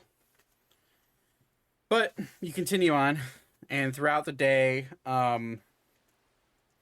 you've passed over Ardbert. You can see it's very clearly destroyed.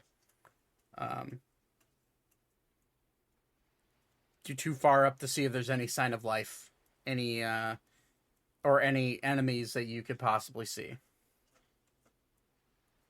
And as you get about 40 miles, or probably 50 miles from Artemis, nighttime has come. You all can choose to stay up and get hit with a point of exhaustion, or you can choose to take a long rest and wake up to where you can assume that you've probably already passed over. You would have already passed over Artemis. Or Ander can slow down and crawl, which is an option for you guys to take your long rest and spend time really getting used to what's happening in the area, but it also makes you an easier target and easier to spot. So, those are your options. None of them very great, but... Nope. I vote for option 3.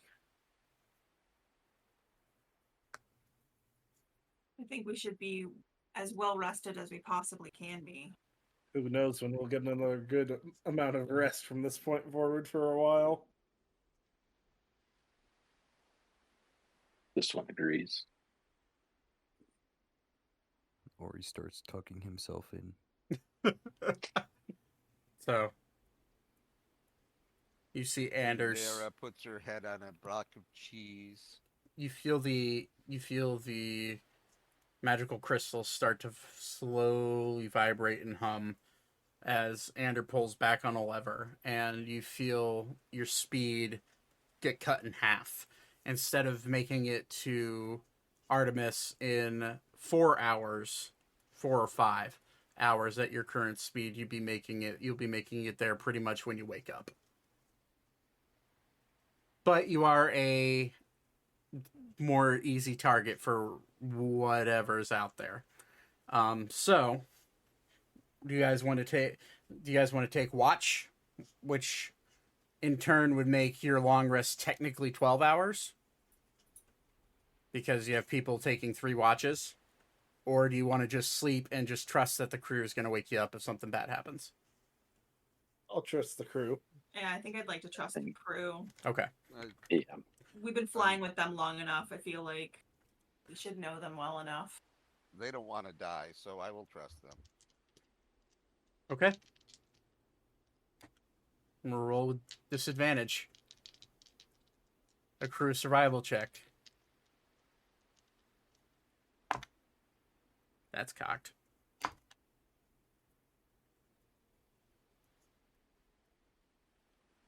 As you sleep, you get through the night without any issue. It's a 14 and 16 on the dice, so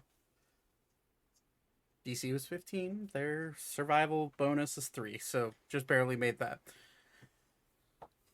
You wake up, ready, rearing to go, and as you walk out on deck, you can now see the full sprawling city of Artemis. You guys are probably about 5,000 feet in the air at this point, starting to make a descent. I will go ahead and show you what that looks like.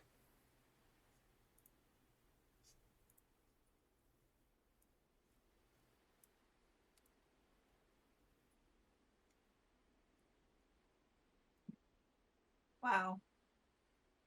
You see crackles of blue lightning reaching out and breaking through rivers of lava. You look around, and from what you can see in the distance, you see multiple magic circles glowing, and domes put up by what you assume are those magic circles. You see one massive one to the northeast, which all of you would know because you've been told that is the Eldath Sanctuary, which is basically one of the major holy places in the city. You see a massive green magic circle and dome being put up, and what seems that none of the fire or lightning is reaching that dome. You look at the royal palace; it is burnt asunder. There's nothing. Flames, blue flames, lava. From the once proud city that you all knew as the city of peace, it is now a city in pieces. You look around and 2/3 of the city is destroyed. Eee. You hear a low humming fire. You take a whiff, and all you smell is burning. It kind of smells, honestly, like cooking meats Oh. and burning hair and a mixture of sulfur and noxious gas. You look around and you do spot the Royal Library, and it seems to be held within a dome of some sort of magical capability. You all being aware of who Leon is, you assume that's his doing.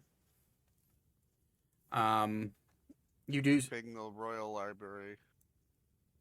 but as you come flying in, you're starting to get full view of the city. One thing you do notice is that the one section of the town that is on fire yet still whole is Carrot Town. Fucking Carrot Town. Only a quarter of it being destroyed, what seems like in the attack. Carrot Town prevails. It is an overwhelming sight to see a city this large, a city this old, being razed to the ground. You see streaks of lava that are definitely not natural. And whatever, you get the sense of whatever did this is huge. But you do come in. Is there any place on this map that you would like to try to approach? Is there anything you want to do as you see this city burning? I don't know where I would. Yeah. How many squares does he need to bring this thing in on? It's so if you guys want to zoom in, you can see about the size of what the Lily is north of the skyport. You can see a skyship in a boiling vat of lava. Ah. That is about the size of your ship. So, Okay, so we could technically work it. the Lily's slightly smaller. Each of these squares is about 30 feet. Maybe a little bigger, but yes, you do. That is an option. You look out and there's a dome. What seems to be over the King's Crest Bazaar, the shopping district where Thaddeus, you recognize, is where you bought those love potions at one time. Oh, let's go back there. I got some stuff to buy. I don't think they're willing to sell anything right now. You do see a dome that seems to be as you start to fly over. And so, are you trying to fly over and get a sense of where to land, or are you just kind of like putzing, like telling Andrew to putz?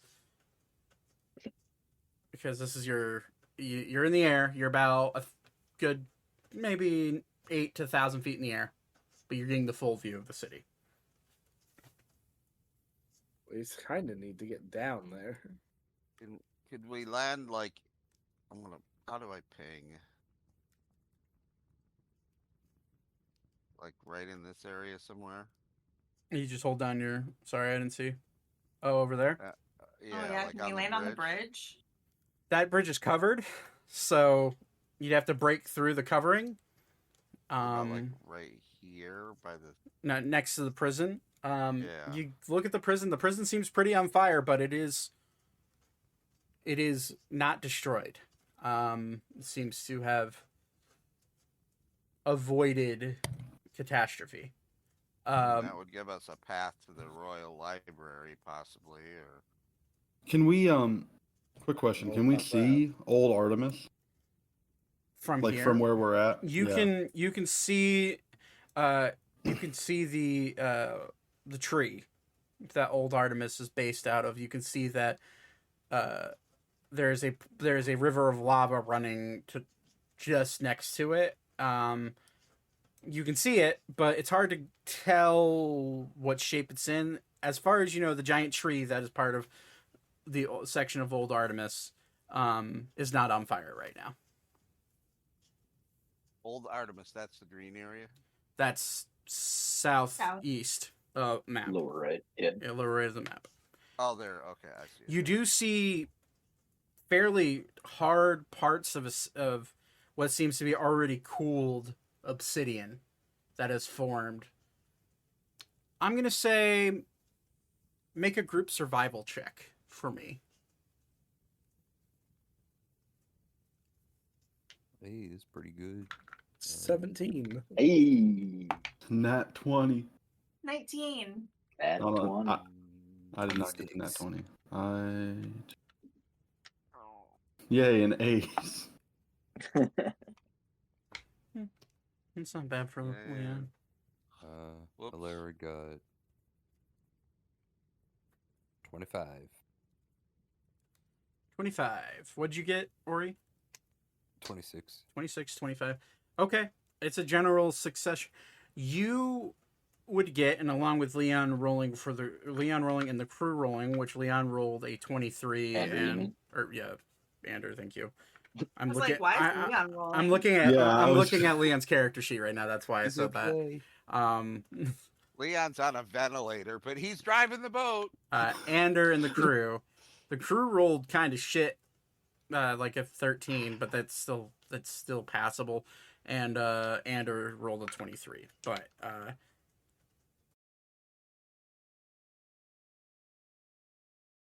of action for landing the ship and getting off the ship on the east side of the city.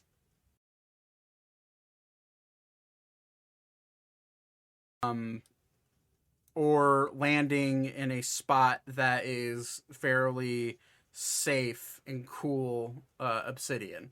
You would also maybe trying to land near Eldath Sanctuary, but the reminder there is a dome, magical dome up that you cannot land on.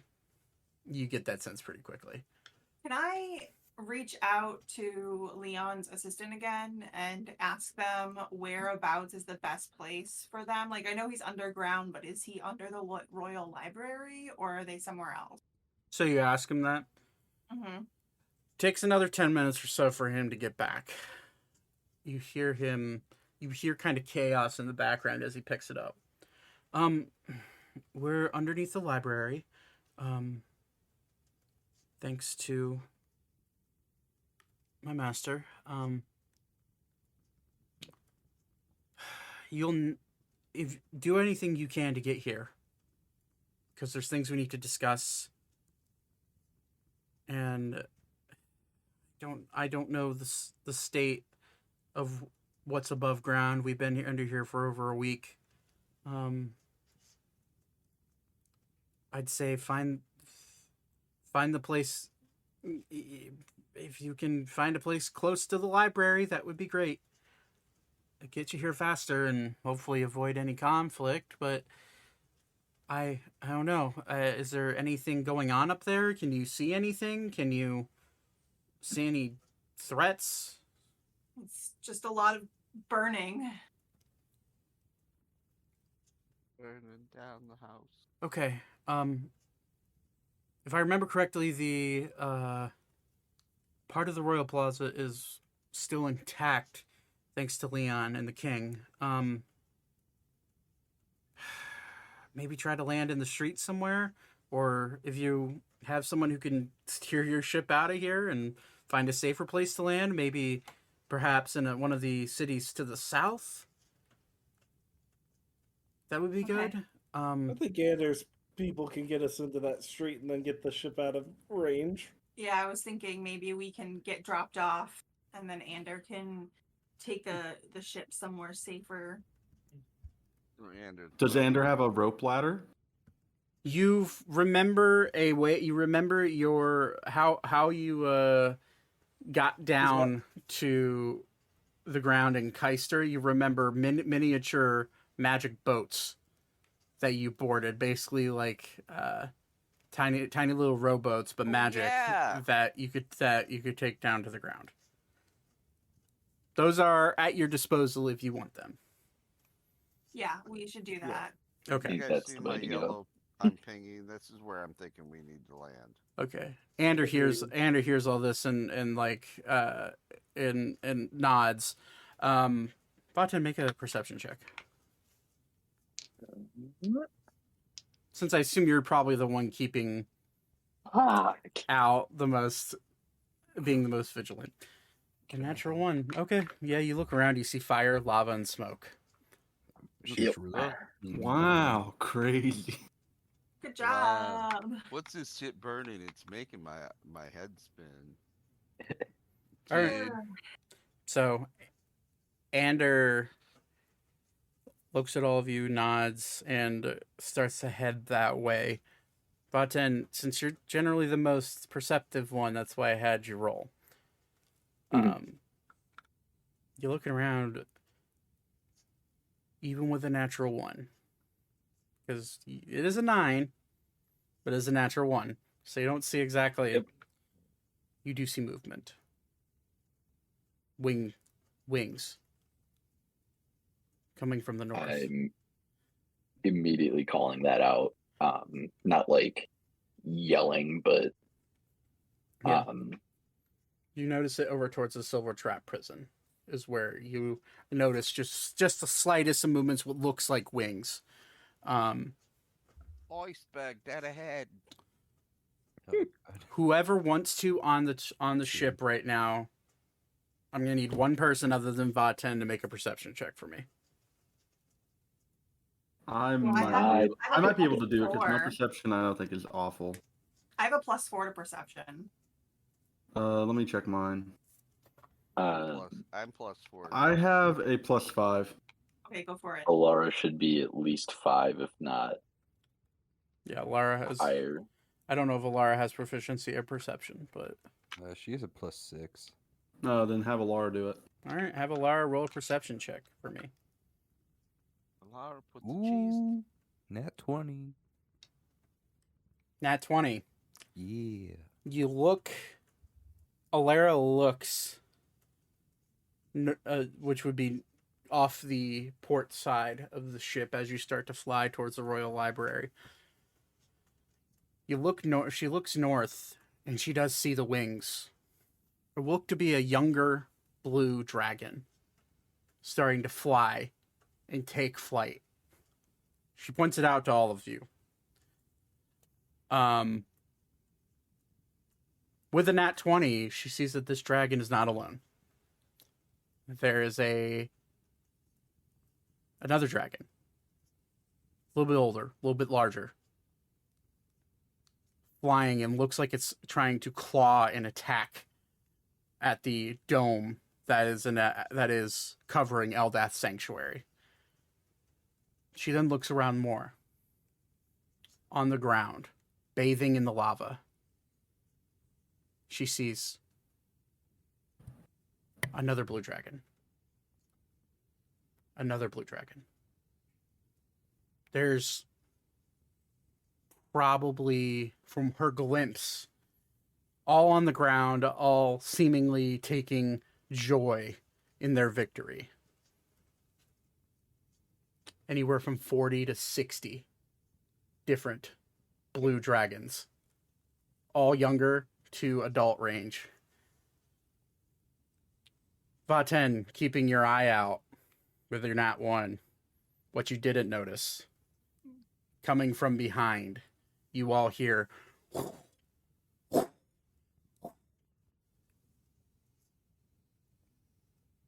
you turn around, and staring at you is an ancient blue dragon following your airship.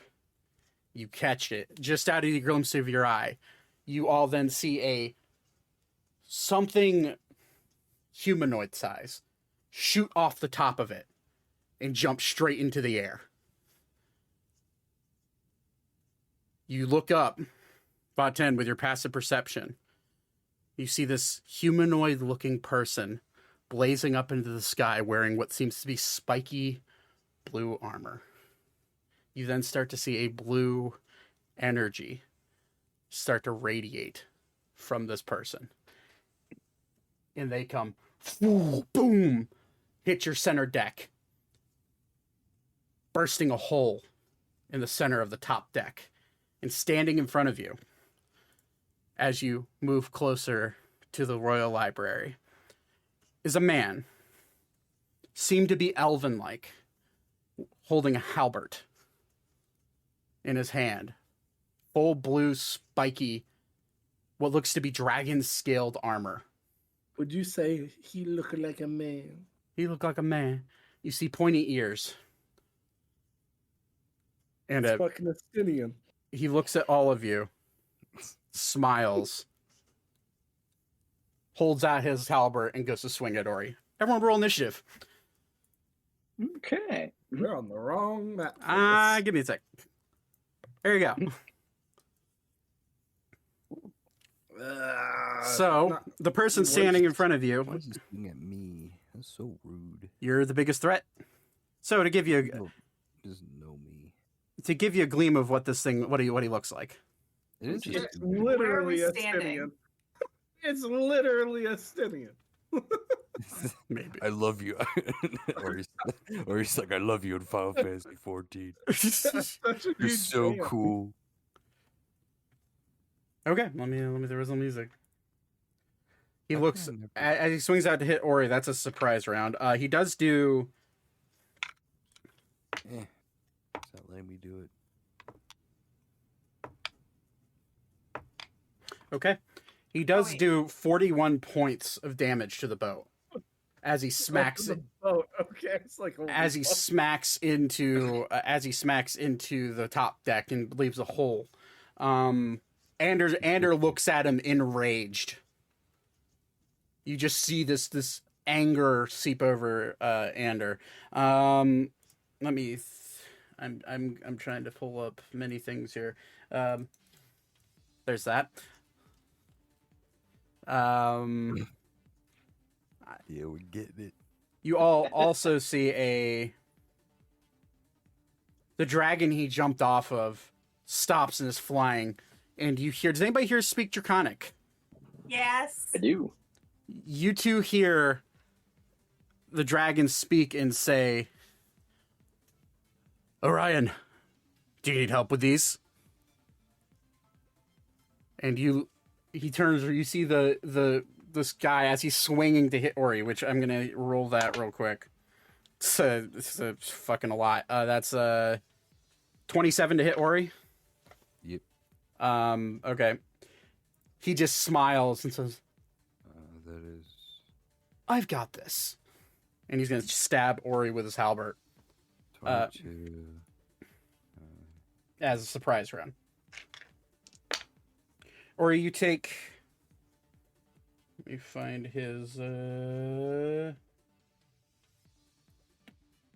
you place my token down? whenever Yeah. it ends? Ori, you take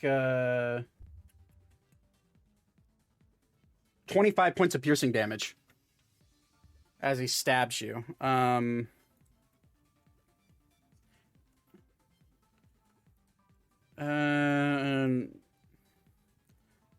Ori, you also look at this guy, you size him up. He's as tall as you are. But he stabs you.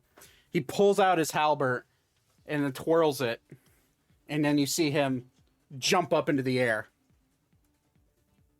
Not invoking an attack of opportunity from you, even when he's within your range. You're gonna see him jump over and dive down and cleave down into Elka using his disarming attack. I assume a 13 doesn't hit you. It does not. He lands, looks at you, fuck, and then he's gonna swing his halberd at you for his third attack. That's a 21 to hit. Oh, barely. Okay. Since you're the only one right there. Okay, I'm gonna need you to make a strength saving throw, please, as he swings at your legs to try to trip you. We're missing people on the map. 21. 21, you succeed. You do take 16 points of slashing damage, though. And he just smiles at you. Okay, now I need to roll an issue for Ander. Fucking You also need to put him on the map, and Thaddeus is not on the map. Ander's on the map, I think. Right? No, he's not. Nope. Or Alara. Alrighty, so Thaddeus would be... where would Thaddeus be? Up near the piano? Yes, that's Okay. kind of where I've been hanging out. All right, we'll put you there. Alara would obviously be with Ori. Right there. Ander would be at the helm. Ander would use his free action to tell his crew to go under deck and start repairs. So that is the ship's action. Okay, now I need to roll initiative for this guy, because that was all a surprise attack. Oh boy, what is this initiative? It's plus his dex bonus. Okay. Boom. Add turn.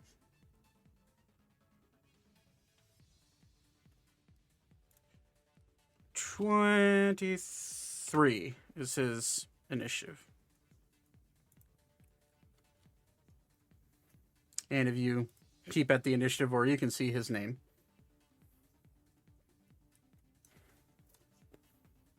But okay, so that is his surprise round. It's just now it's top of the round. Ander rolled like shit for initiative. Still okay, but he rolled a 13. I know that feel.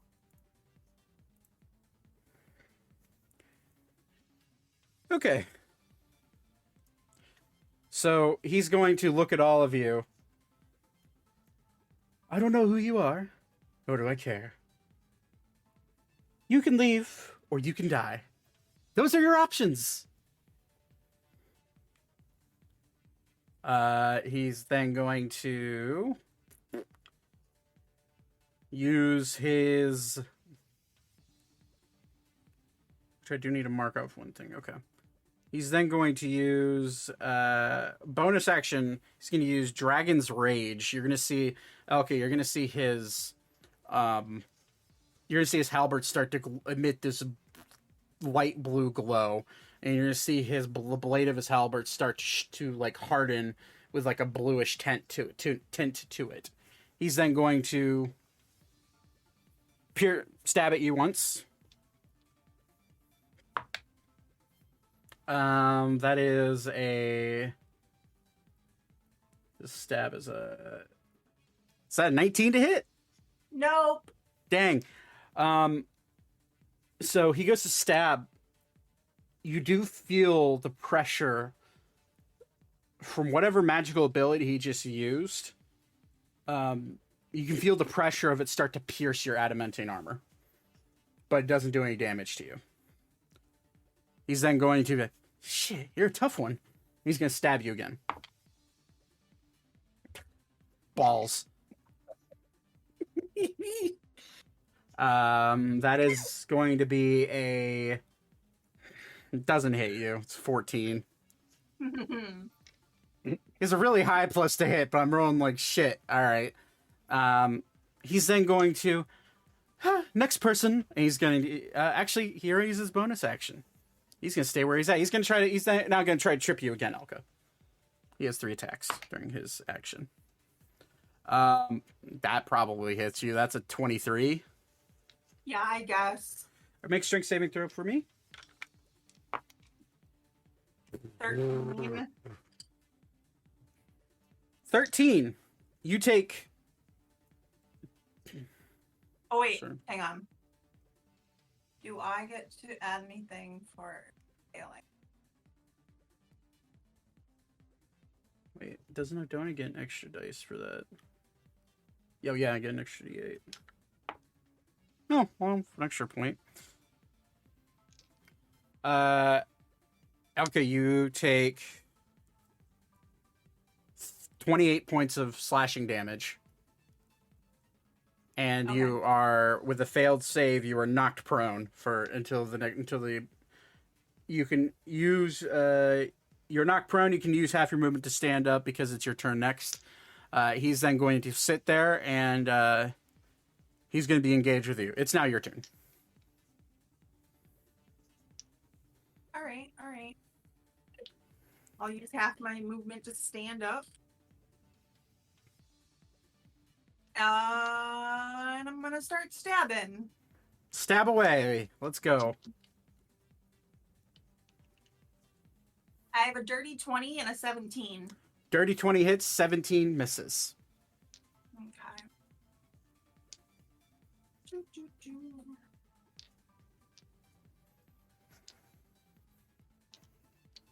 10 damage. Okay. And then I'm gonna roll my bonus attack. 21. 21 hits. And I always forget how many extra 2d6. All right. So you've got 5 piercing, 5 ice damage. Okay.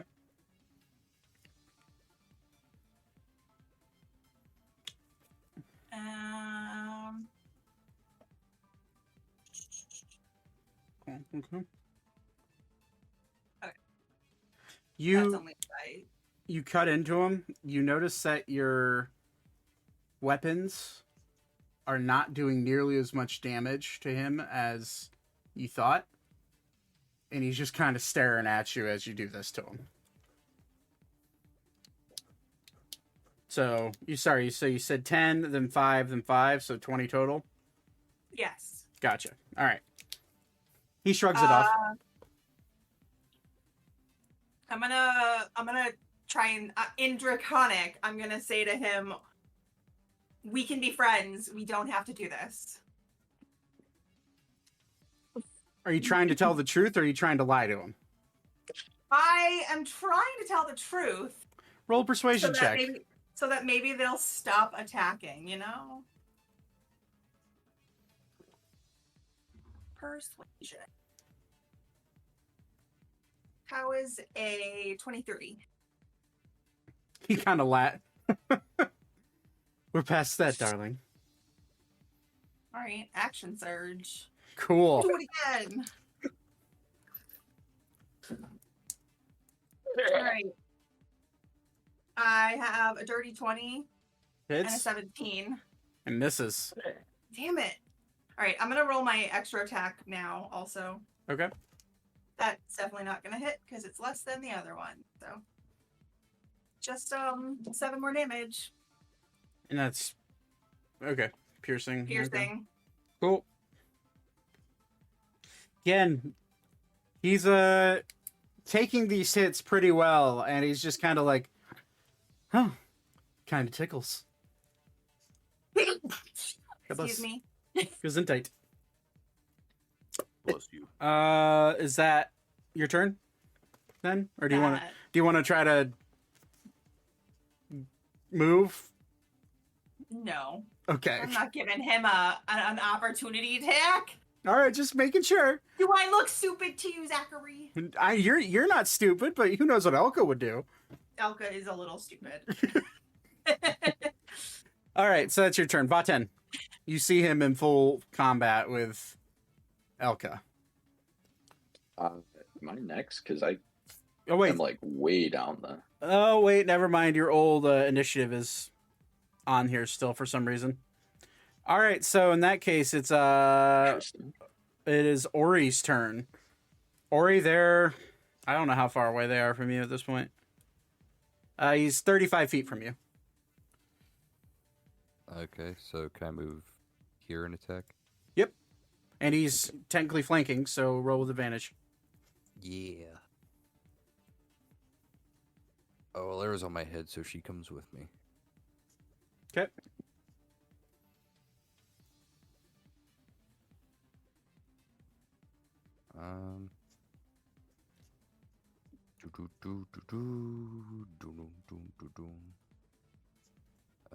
That's a net 20 for the first attack. Then we attack again as extra attack.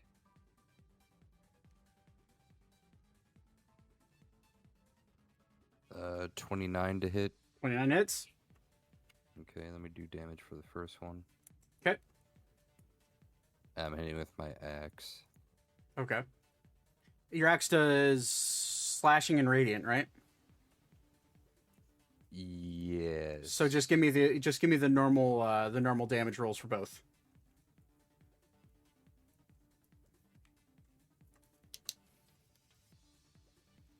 Not double.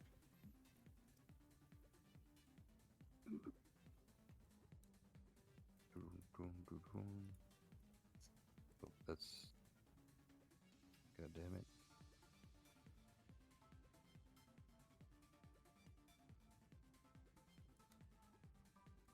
So first one's a 44. So 44 slashing That's total, then total. Okay. minus 5 radiant. Minus 5. Okay. Gotcha. So it's we'll just take the 44 because that's the actual damage he takes. And he's going to use his reaction to uncanny dodge to even double it or even half it more. So it's down to 22. Okay. So first hit, you know, you got this. You feel like you got the surprise on him to cut into him, but he sees you just in time to duck out of the way of your blade, and it like grazes him. Does damage. You see blood rush out, but where you know you could have hurt him more, he dodged out of the way of it.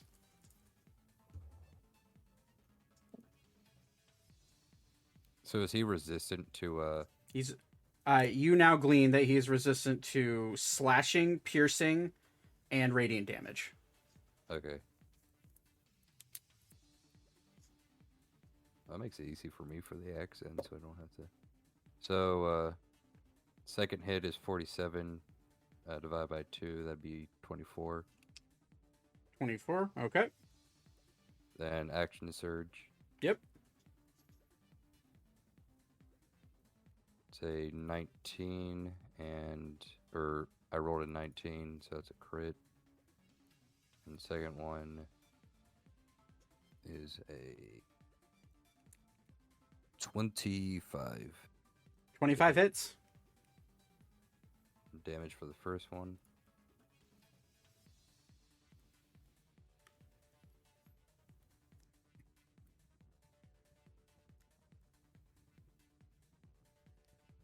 Uh, 41 damage. Okay. Then second hit.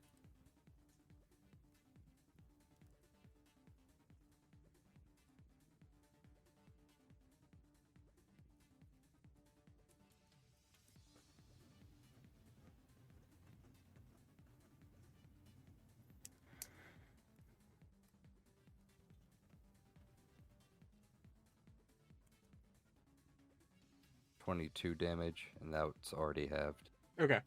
So 22 damage. And Nice. then bonus action for my glaive. Okay. 26 to hit. 26 hits.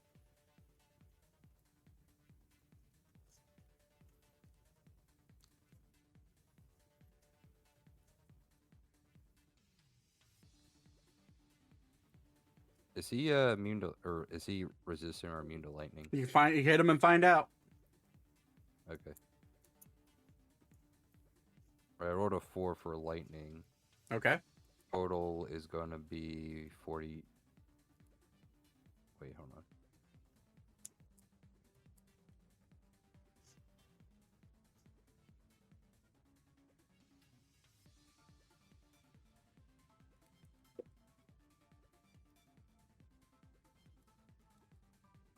Uh, 23 damage. That's all halved. It's all halved. Yeah, Yeah. you cut into him with your glaive, and you immediately see him shirk off the lightning damage as well. He is. Okay. So you said that's 4 lightning damage. Yeah. You realize he took no damage from the lightning. He is immune.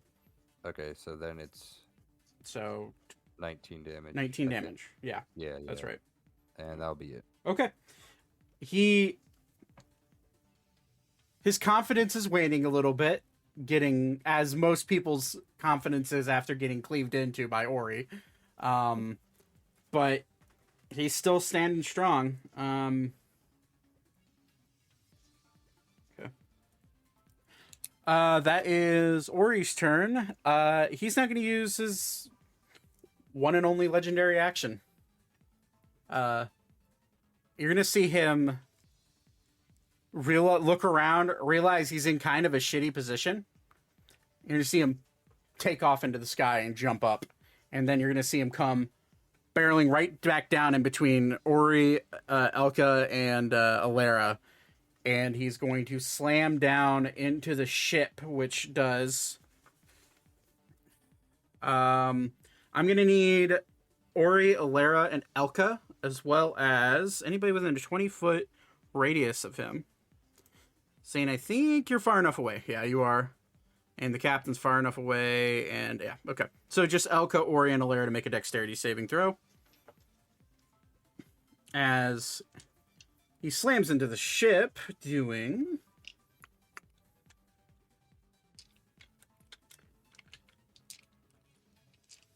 Uh, 17. Okay. 19 for Alera. And dirty 20 for me. Okay, you all succeed, so you take the half damage, and you're not knocked prone. Oh, sorry, no, that's the wrong... you're not stunned. So 28... 3... You all take half of 43 lightning damage. So that would be 21. You all take 21 lightning damage. 43 is exactly how many points I have left, so I'm glad that I didn't fail that. The ship takes the top deck of the ship takes another 43 points of damage. I'm starting to hurt a little bit. But he's then going to look around at all of you. Still alive, huh? Resilient.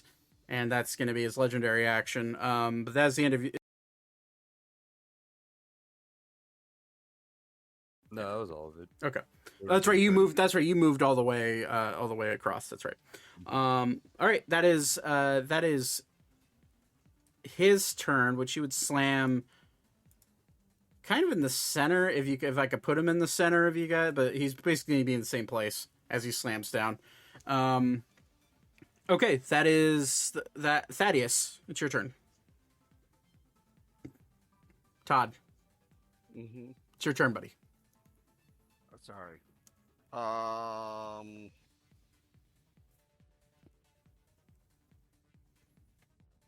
heard you. I was just long day. I understand. What can I attack and The only have to be ranged? the only assailant on the boat is this guy, who's done a number on Elka and hurt Ori a good amount.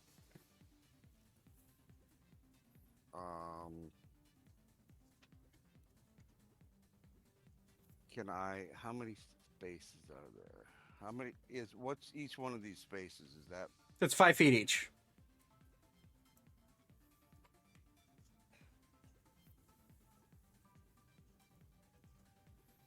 You could technically get to right there and shoot down at him. which you would get sneak attack because he's engaged with Alka and Ori right now. Yeah, I'm gonna go right here and use a sneak attack. Okay. So you roll with advantage as well because he's engaged with. He doesn't know where you are. He doesn't know. He honestly doesn't even realize you're on the boat. He rolled really shit on his perception. Actually, no, wait. Roll a stealth check for me, just regular stealth check, because he rolled his perception. I know the number. Since you're the only sneaky one on the in the party. So, 22, yeah, he doesn't know you're there. So yeah, you roll with it's a roll with advantage. 18 just misses.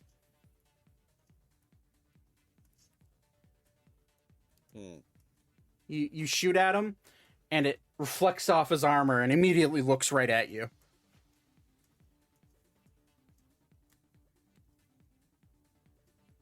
Oh, and my phone just told me that, so I duck. Okay. So you duck down. So are you using your bonus action to hide? Yeah. You can do that. Okay. So roll stealth check again. We're going to see if he sees you. He rolls with advantage because he saw where it came from. Okay. Let's 18 plus, what is his perception?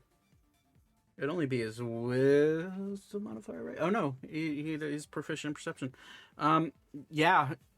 You shoot and duck down right as he looks at you. Does not see where you are. You have successfully hid from him. For now.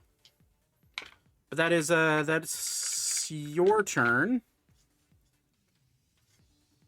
And it's now the captain's turn. He's going to use his bonus action to rip both levers down to so the wheel doesn't turn, and he is going to step up to the railing and yell out, "This is my fucking ship, you dickhead!" And he's going to grab a dagger and throw it at the guy. Because that's the only range attack he has. At least on him right now. He does have a gun, but it's not on him. Technically. It's a natural 20. With a dagger throw. So get to double a d4. Let's fucking go. Hey, every little bit helps. One double of 1 is still 2. So it's 2 plus his dex modifier, which is plus 4. So takes another 6 points of piercing damage. It sticks into his armor. He looks at it. The fuck? Doesn't do as much damage as all of you have figured out. Anders gonna basically use his free action. Fuck you! And that is his turn. It's Alara's turn. What does Alara want to do?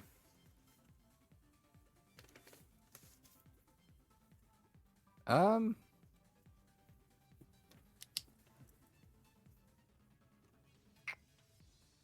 wonder if I should heal or do something funny.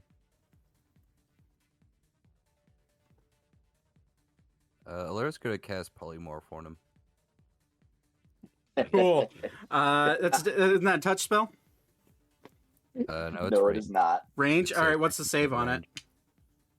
Wisdom save DC or wisdom 17 DC.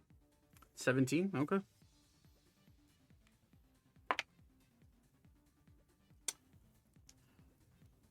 What is Alara going to turn him into? Oh my god, it's gotta be a rat. Okay, so Rat has 1 hit point, just so you're aware.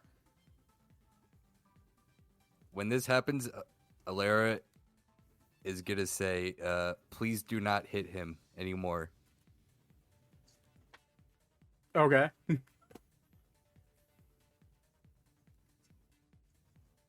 And that's her turn. Have her make a performance check to see if anybody hears her in the basically in the act of combat, as well as fire roaring up from the bottom and a lot of noise going on right now. Let's see if anybody be performance look against for- everybody's passive perception is what it's going to be. She has a +2, so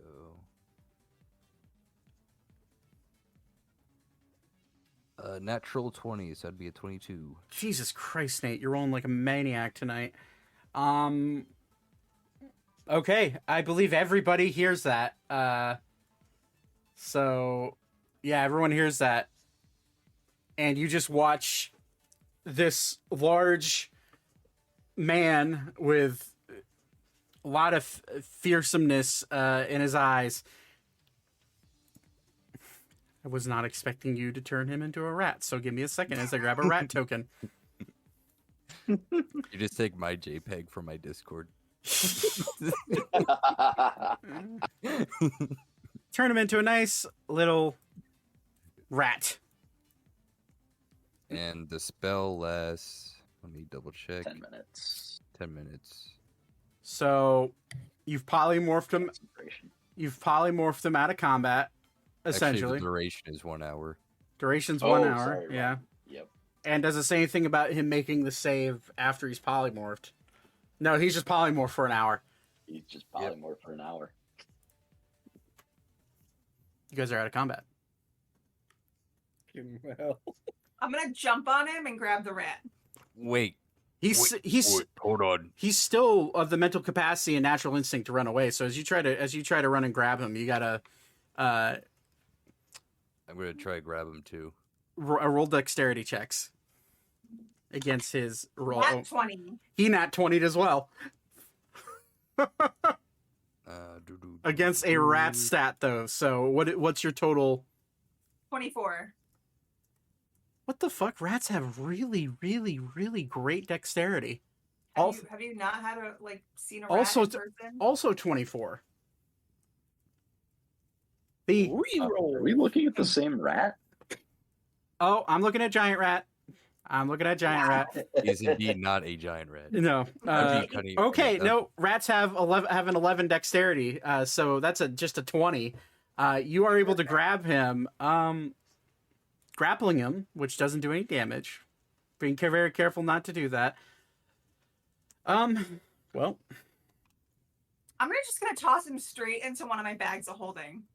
you're gonna Oh, that's toss. a terrible idea. You're gonna toss That's a a live terrible creature into a bag He's of an holding. enemy. Wait. That's Let me still put a the terrible description. idea. Let me put the description of polymorph in. Okay. All right, fine. I won't. There it is. I mean, theoretically, you could try to throw him into the pit of lava. true. You feel a Elka, as he's in your hands, you feel a slight energy. You see a slight blue energy start to vibrate off of him as he's a rat, but he's still a rat. But you feel this energy coming off of him. Okay, but he's a rat. Right. I mean, do I understand what that energy is? Because out of character, I think I might know what it is, but in character, I don't know if I would recognize it. It would be a very, very, very high DC Arcana check. So roll an Arcana check if you want to try to understand what that is. I don't know if this. 3, so that's a no. No, he's just vibrating this weird blue energy coming off of him. He can only do actions that a rat can do. By the way, I don't know if that would. Yeah. So he can try to bite, and he has the if I remember correctly, he has all of the same. Fuck. Can't speak, can't cast Nope. spells. He's take any other actions. right That require hands. That's the or difference feet. between wild that's shape. the So difference his between polymorph. okay, He has the rat's mental stats too. right, but he does have a 10 wisdom, and True. that is his. That is the stat he needs for what he does.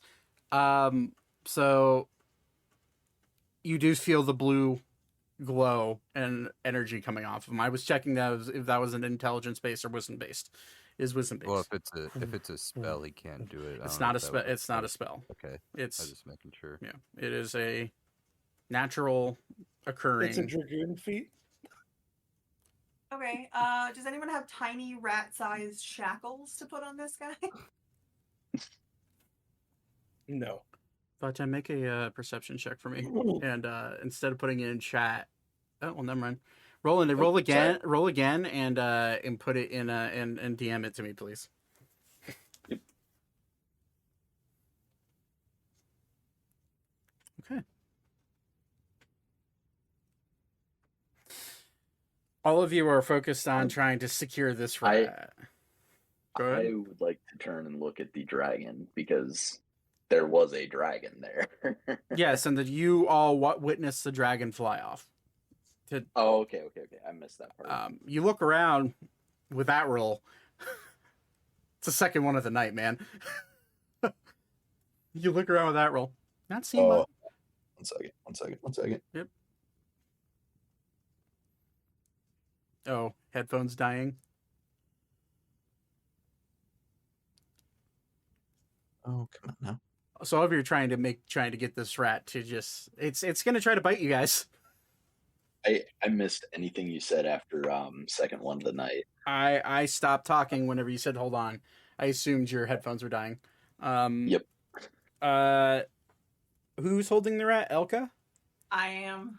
It rolled a. That's funny. Wait?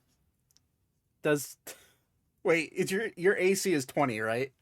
Yes. So the only way it can hit you is if it rolls a 20 because it's +0 to hit for its bite attack. So I rolled a 19, so it tries to bite into your armor, and his teeth can't get into your hand.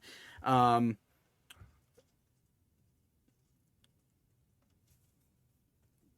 just gonna look at it and be like, calm down. Like, so he thinks I guess is he basically a rat at this point? He is a rat for an hour. He is Okay. So but he's emanating this blue glow though. That's the only thing you know right now. I'm just gonna scratch his head. You're scratching his head. He'll revert back to its normal HP. Carry over, which is he'll just lose 1. He has 1 HP. Okay, well I'm gonna scratch his like a little like pet him, not like scratch to attack. No, I understand I think if you attack the rat, though, any damage you do to the rat gets transferred to the real form. Yeah, so, if you did 24 hit points worth of damage on the rat, it'd take 1, die, and then he'd get 23 points when he reverts to his normal form. So can I say a strategy above board? Sure, I don't care. To explain. So, could we all ready in action to hit it at the same time? Because he is polymorphed and because he is helpless, now if you try to put him down, he will try to run away. So if you find a way to tie him down and make it so he cannot move and cannot escape. Tie around this pole. If all we have a cage on the ship. Is there a cage? Like a small animal cage. Make an investigation check. If someone wants to help you out, you can roll the advantage or they can roll themselves. Anders starts to bring the ship farther along now that... What would I have a hunting trap in my inventory. What would that entail? That is a bear trap. That's a bear trap. Okay. Yeah. Okay, not like that. That will do that would do two. I think it's 2d8 piercing damage when it hits something, so... Yeah. Well, I rolled a 14 to look for a trap. That'd be a great way to have a pissed off person that just got turned into a rat to have a trap against his leg. Yeah. I think we should all just hit him at the same time. I could do Bardic Inspiration on every party member except for 2. I don't even need to smack him. I can do it from a distance. Point of order: he rolled a 2 on his save. So yeah. I'm those purple mushrooms. Will he try to eat them? If you roll high enough, he's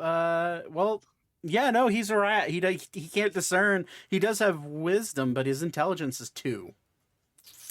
So I'm gonna try to feed him those. No. Whoa, hang on. No. If that does any damage, he just reverts back. You're trying to feed a toxic mushroom to a tiny creature. With your basic intelligence, you could understand that might be a bad idea. Okay. All right. I think Everybody just get ready to bombarding him with strike the- attacks was a really good Everybody- idea. Yeah. I've got my own plan. Everybody strike the rat, and I'm gonna cast. I'm, Hold on. Before that we do happens, this, Because he's still got rat armor, according to the spell. Yeah, his. I mean, It's easy enough to look up. His AC's 10. He has 1 HP right now. I don't need him to do anything. But after the Okay. first hit, he would go back to having his normal AC and back to his HP. Minus whatever the damage is. But yes, you all are out of combat, so if you want to do any healing, you want to do any... Yeah, can someone heal me? I'm like really hurt. yeah, I can heal you. Take 14. Take 14. I'm gonna stand back a bit to where I was before. For I'll this. also heal Elka. How much HP are you missing? A lot. Yeah, Yeah, I have 83 and I was at 22. Oh, So Alara's math gonna. That spells concentration, so she can't cast anything. Here you go. Yeah. 25.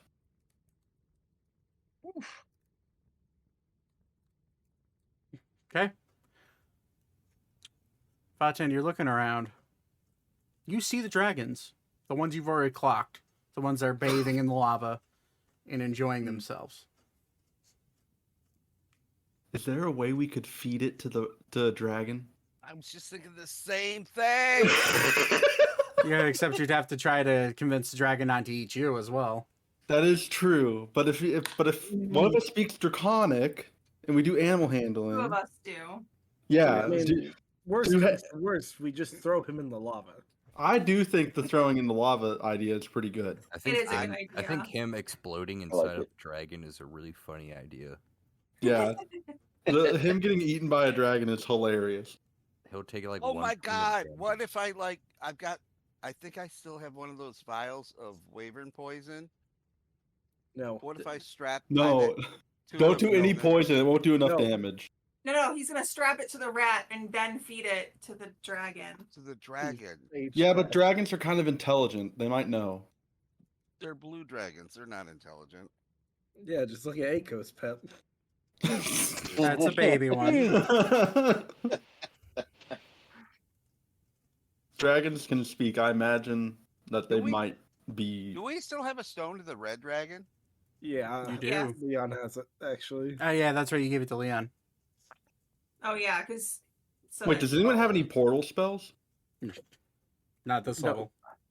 Nah. I figured not, but And I don't have any more potions of love. No. Damn it! I mean, I do have potions of mind control. Um, I do have Dimension Door. can I have someone make a perception check for me? Not me, for the love of God. Alara I can have, do yeah, it. do Alara or Vaten. I was gonna Oh, say I don't natural want to 20. because I've been. That's not that's a not a 16, natural. Todd. Oh, I'm sorry. I just saw 20. Damn it! Shut up. It's only when it's green. Can multiple of us do the perception check? I only want one person. Okay, Todd fair enough. already did it. Todd so- already did it. That yeah. Look around. You see the dragons. They don't pay any mind to you. The ones down below. You have this rat. It seems like you went from intense combat to just blink of an eye. Nothing's happening other than the destruction around you. Now I we're had trying to- I had a question. Sure. If I broke the rat's neck, according to chat, would that transfer over to breaking his neck? You could certainly try. Actually, roll an intelligence check, Ori. Yeah. Roll an I was intelligence just- check. We'll go. Wait, does Ori have internet? What? access? What? Technically, How it is drunk are you? it is metagaming. I'm Technically, not it- drunk. I'm I'm gonna. actually not if drunk. it's metagaming, then I won't even consider it. But It is. You're reading the chat. And yeah. I just thought it was a good idea. I mean, I don't have to do it. I'm still team throw him in the lava. Okay, hold on. Quick question. Throwing him in lava is a good idea. Quick- You guys. Okay, quick- You guys feel a shake from the left side. You don't see anything.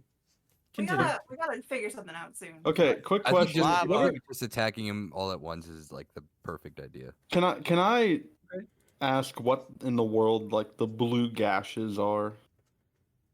Oh, down below. Make a Yeah. nature check. Okay. Yeah. With my nature, my nature of 1. Oh. Woo! Hey. Beep, you're so smart. Yeah, I know nature. My nature's actually pretty good. Sorry. Let me I'm grab starting this. to think that lava looks pretty good. All right. 19 nature. You glean that this is probably from the attack of a blue dragon. A big one. Really big. But it's not like a substance or anything? No, it looks like charred blue marks of lightning. Okay. You will feel a shake from the left side. Again, or No, this is the same one. Just Beep wanted to ask. As Beep's looking over, trying to understand what these are. All right, we need to kill this guy. Yeah, I think. all right. Okay. Let's just all do the gang up on him strategy. All right, As Okay, you go hold to on. Hold on, we need to tie him up first. as you go to do that, none of you noticed, even with the 20 from Thaddeus, you feel who's on the left side of the ship? Anybody? Currently just Thaddeus. Thaddeus. Yeah. It's mid deck. Oh shit! Am I dead again? No, not yet. I'm pretty much center, so Right. You feel on the left side of the port side of the ship.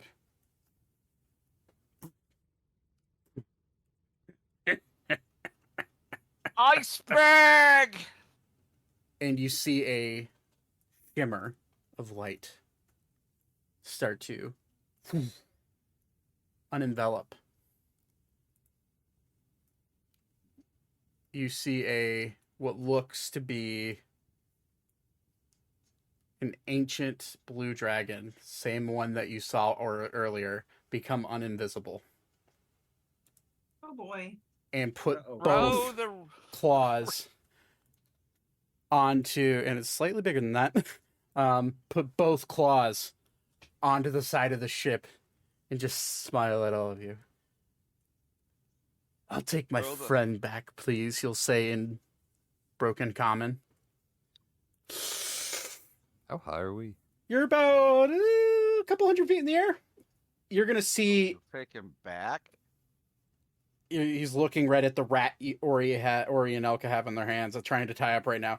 You all look and you see his chest start to light up blue. And you start to smell like almost, you guys have never smelt it before because you've never fought a blue dragon, but for all of you sitting at the quote unquote table, you smell what smells like an electrical fire. Oh boy. Start to burrow up. I'm going to need. you know it would be fucking hilarious. Throw him over the side now. Yeah. Yeah. Well, what's he gonna do? He has to save his master, right? He's going to aim right at. You're going to feel the pulse of blue energy start to get stronger and stronger and stronger and off the rat. I'm going to need Vaten, Ori, Alara, Elka, and Beep, along with your gnome. Clovis, to all make a dexterity saving throw, please. And then shortly after that, I'm gonna try to polymorph him. Fly out of this thing's mouth, right at all of you.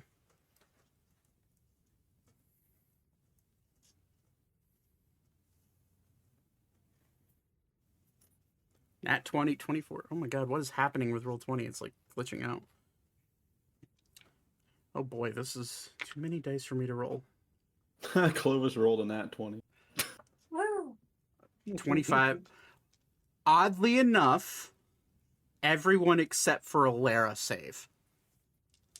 That means I failed too. Oh, Vaten fails as well. Is this? I'll absorb elements.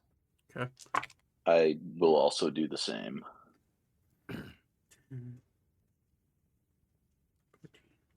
Can I 17. throw the rat towards the dragon's mouth? I mean, technically, the rat has to save. This is a surprise round, so technically you don't have a reaction, so you cannot do Okay. that. Doesn't the rat have to save too? The rat auto fails. He wants Oh. this. Oh yeah, because it's Great. grappled. Yeah, it auto fails. It's grappled. 16, 19, 27 plus. Oop, there goes the D10. 37, 42.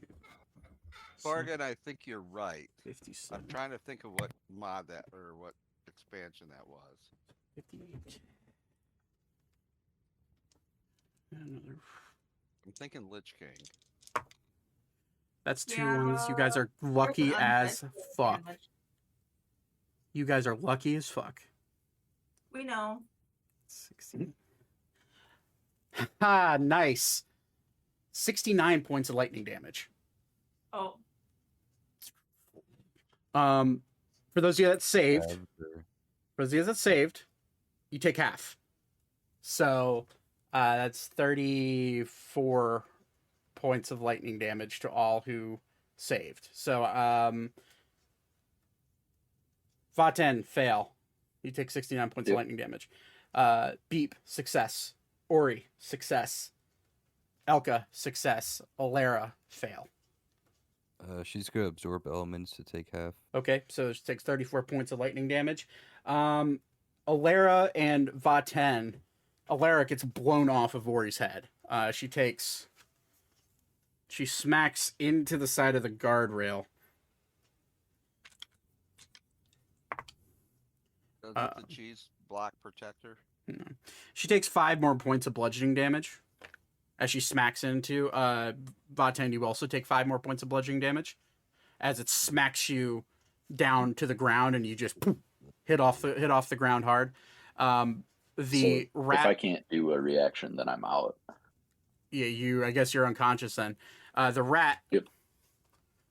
turns into the guy again. And you see him stand, look and smile, start to catch himself. You see his eyes turn white.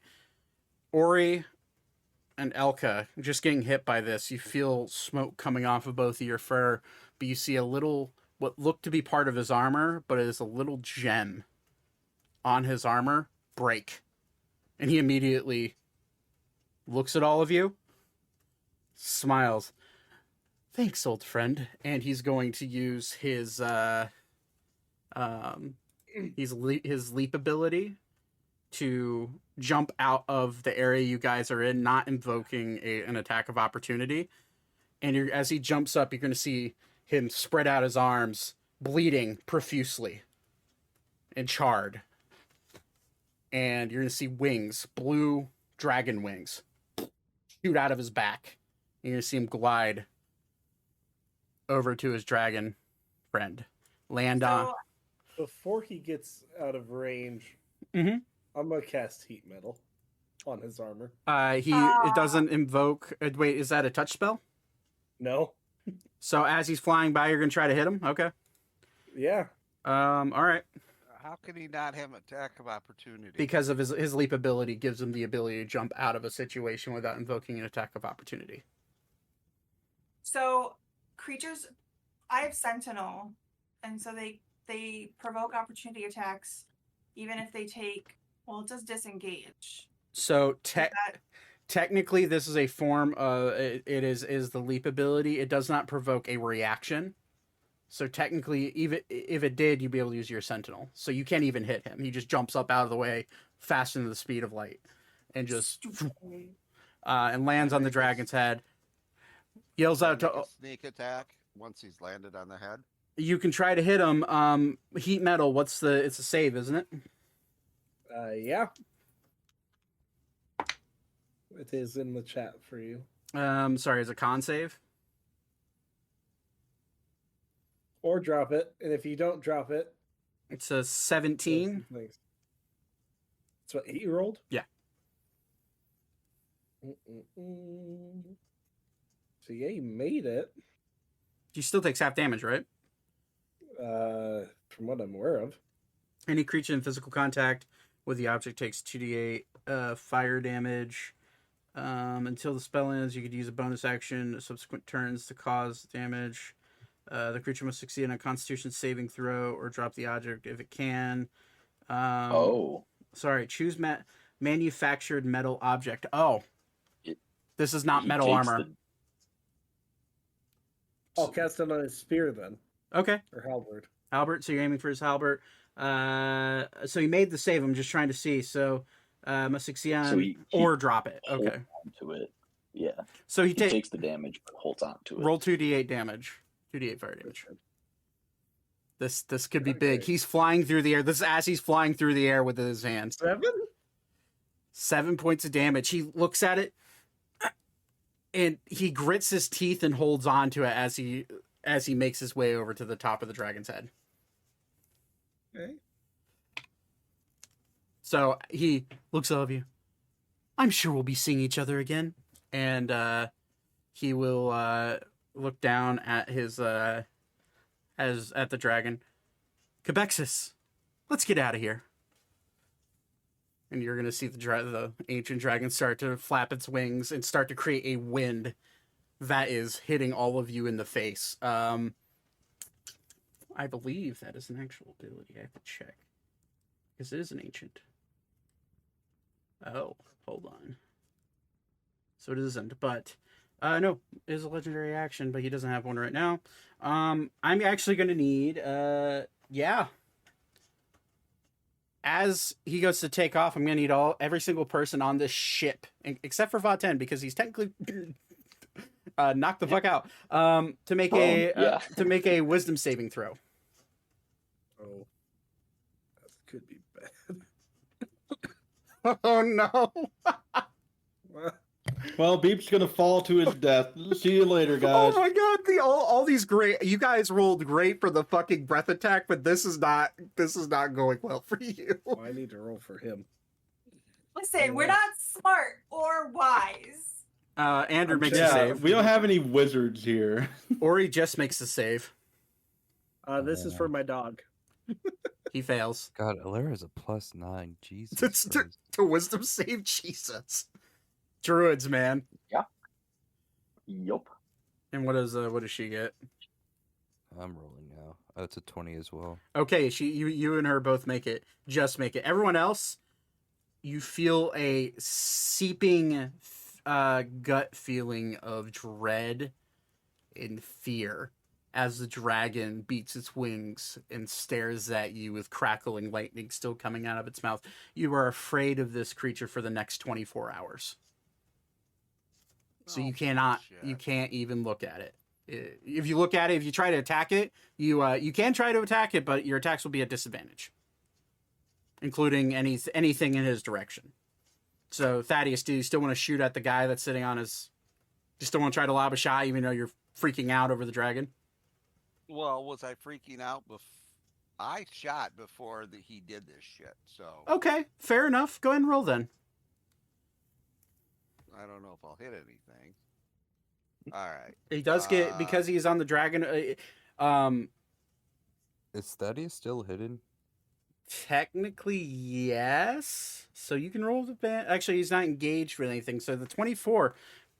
So he does get half cover because he's on the back of a dragon's head. His AC is 19 plus 5, right? A 5. 24 just hits him.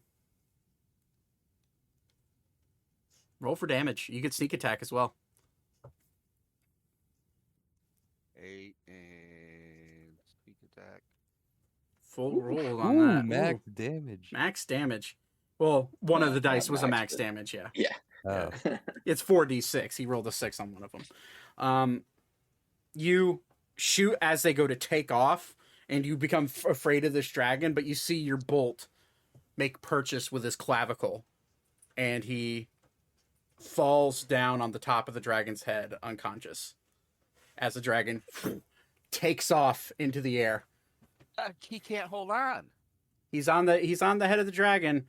He can't hold on. We're gonna see if the dragon catches him as he falls off. Needs to make a Oh, yeah. dexterity check.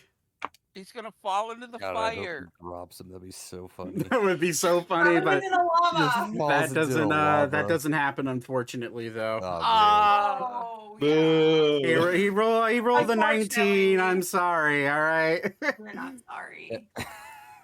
Don't lie to us. Well, he's unconscious.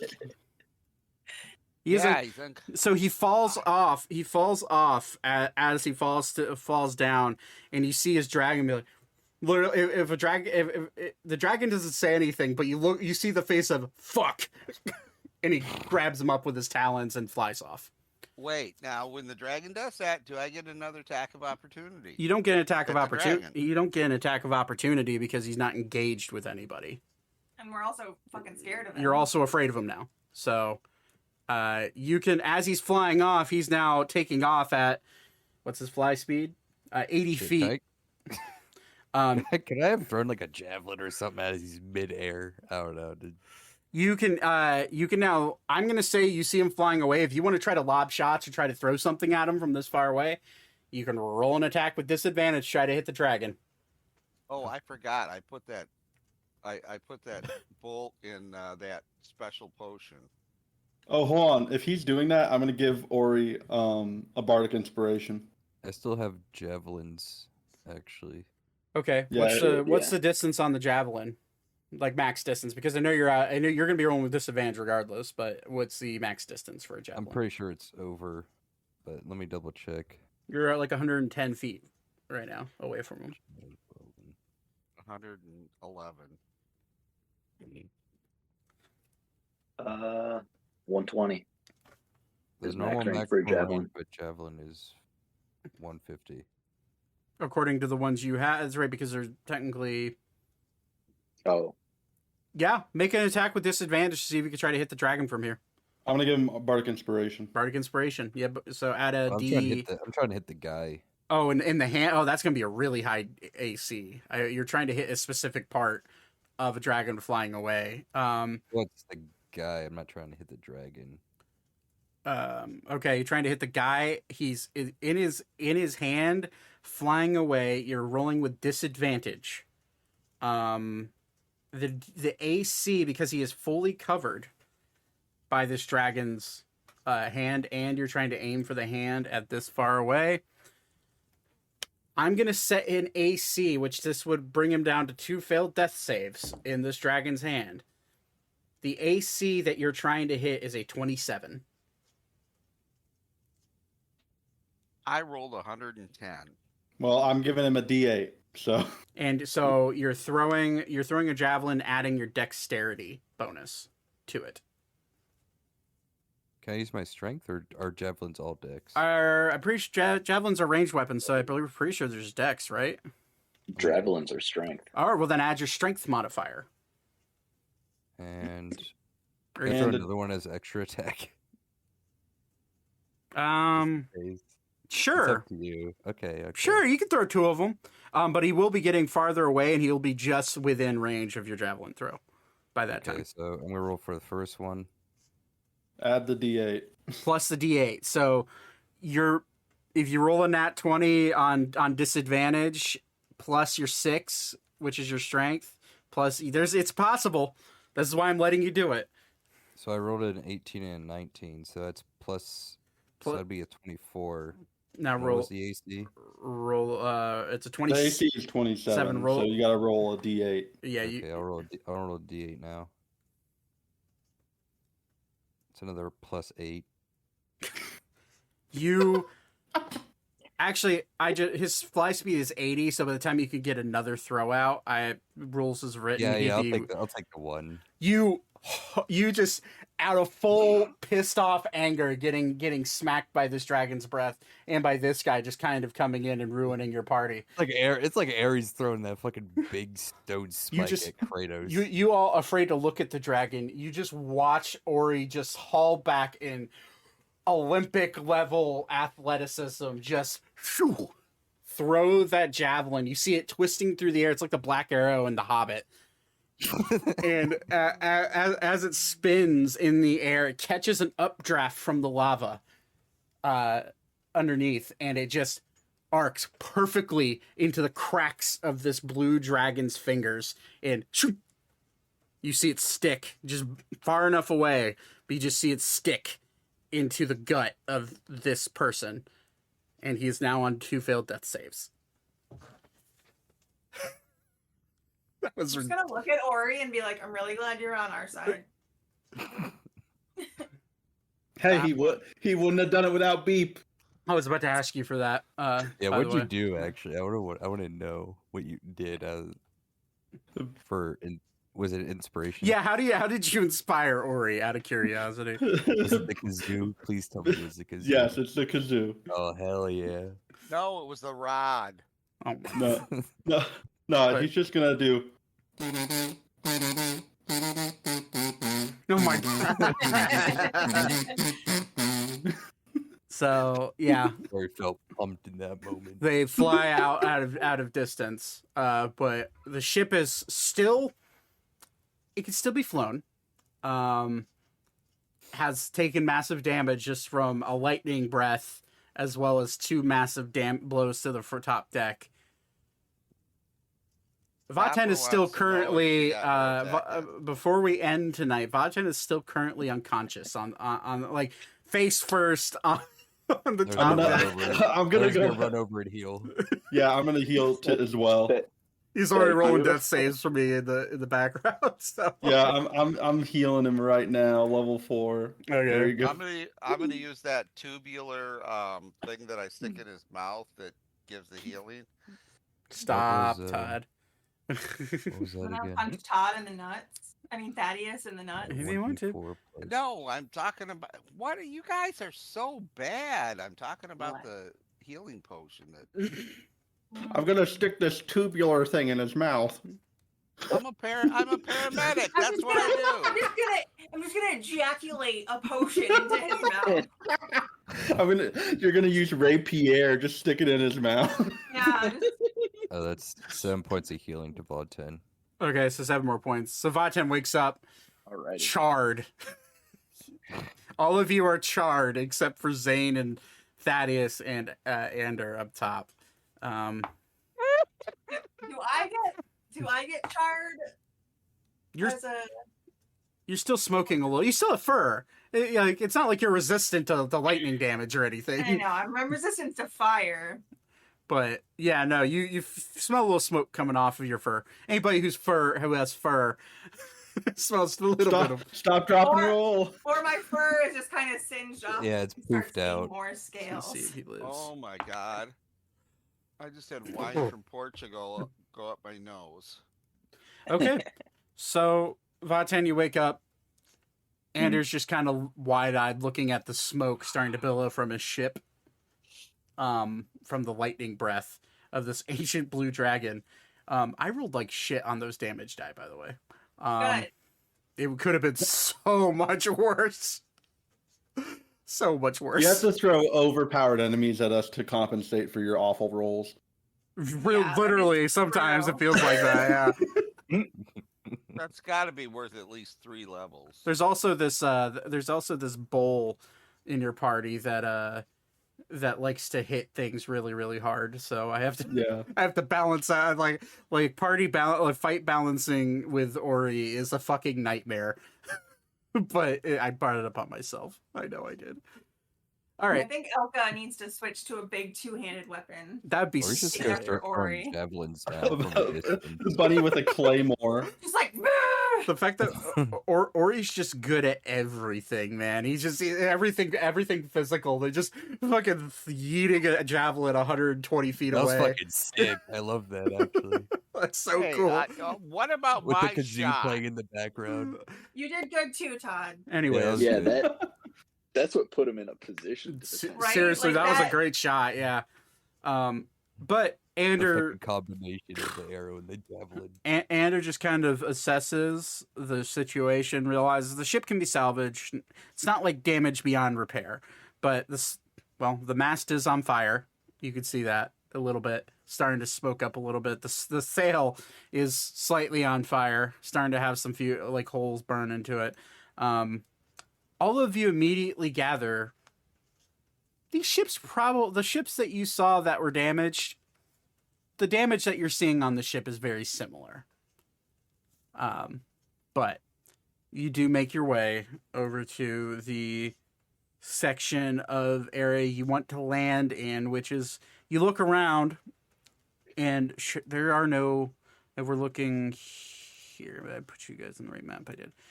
If you're looking here, you look around, there are no dragons in that area right at the second. So That's where I wanted to land to start with. well, that's where Ander was aiming for, but then you got assaulted by a man riding a dragon, and Fucking Mirak. he brings the ship in. Ander kind of like starts to grab the smaller boats that you guys have ridden on once before, and start to bring them out of their storage apparatus. He throws them. All right, well, let's Alex, brother, I'd head south, get the ship out of here. Make sure you get repairs done. All the gold you need for that should be in my chambers. Get it fixed. I will, and he'll put a stone in his hand, which all of you would recognize as a sending stone. I'll call for you whenever we know what's going on. And as all of you go to climb into the rowboats to go down towards this greenish dome that is covering the Royal Library in these tiny little makeshift magic boats. That's where we're on tonight's session. There's a nuclear Yeehaw. explosion. All of you die. So, another point of order. An ancient dragon's lightning breath attack is 16d10. So we instantly die. Some of you may have. I rolled straight Yeah. 10s across the board. Luckily for you, I count 6 1s in that damage roll. Whew. So, but all of you are alive, and some of you charred. A little bit worse for wear, but you do make your way down. Thanks for playing. My Yeah. fingers survive. They are made out of wood. But They are in the magical glove, though. they're in a magical glove, and you also didn't get hit by the lightning breath, so you are fine. I'll be right back. All right, everyone, that should do it for me. A lot of things that they need to work out. I'm excited to see what happens next week. Next week is I need to check my dates because it's May. That's right. Sometime in May I'm going to be going on vacation to go to a wedding. So we won't have streams then, but as we get closer to the dates, I will let you guys know. But anyways, thank you for watching. Hope you enjoyed. And I will catch you guys next week.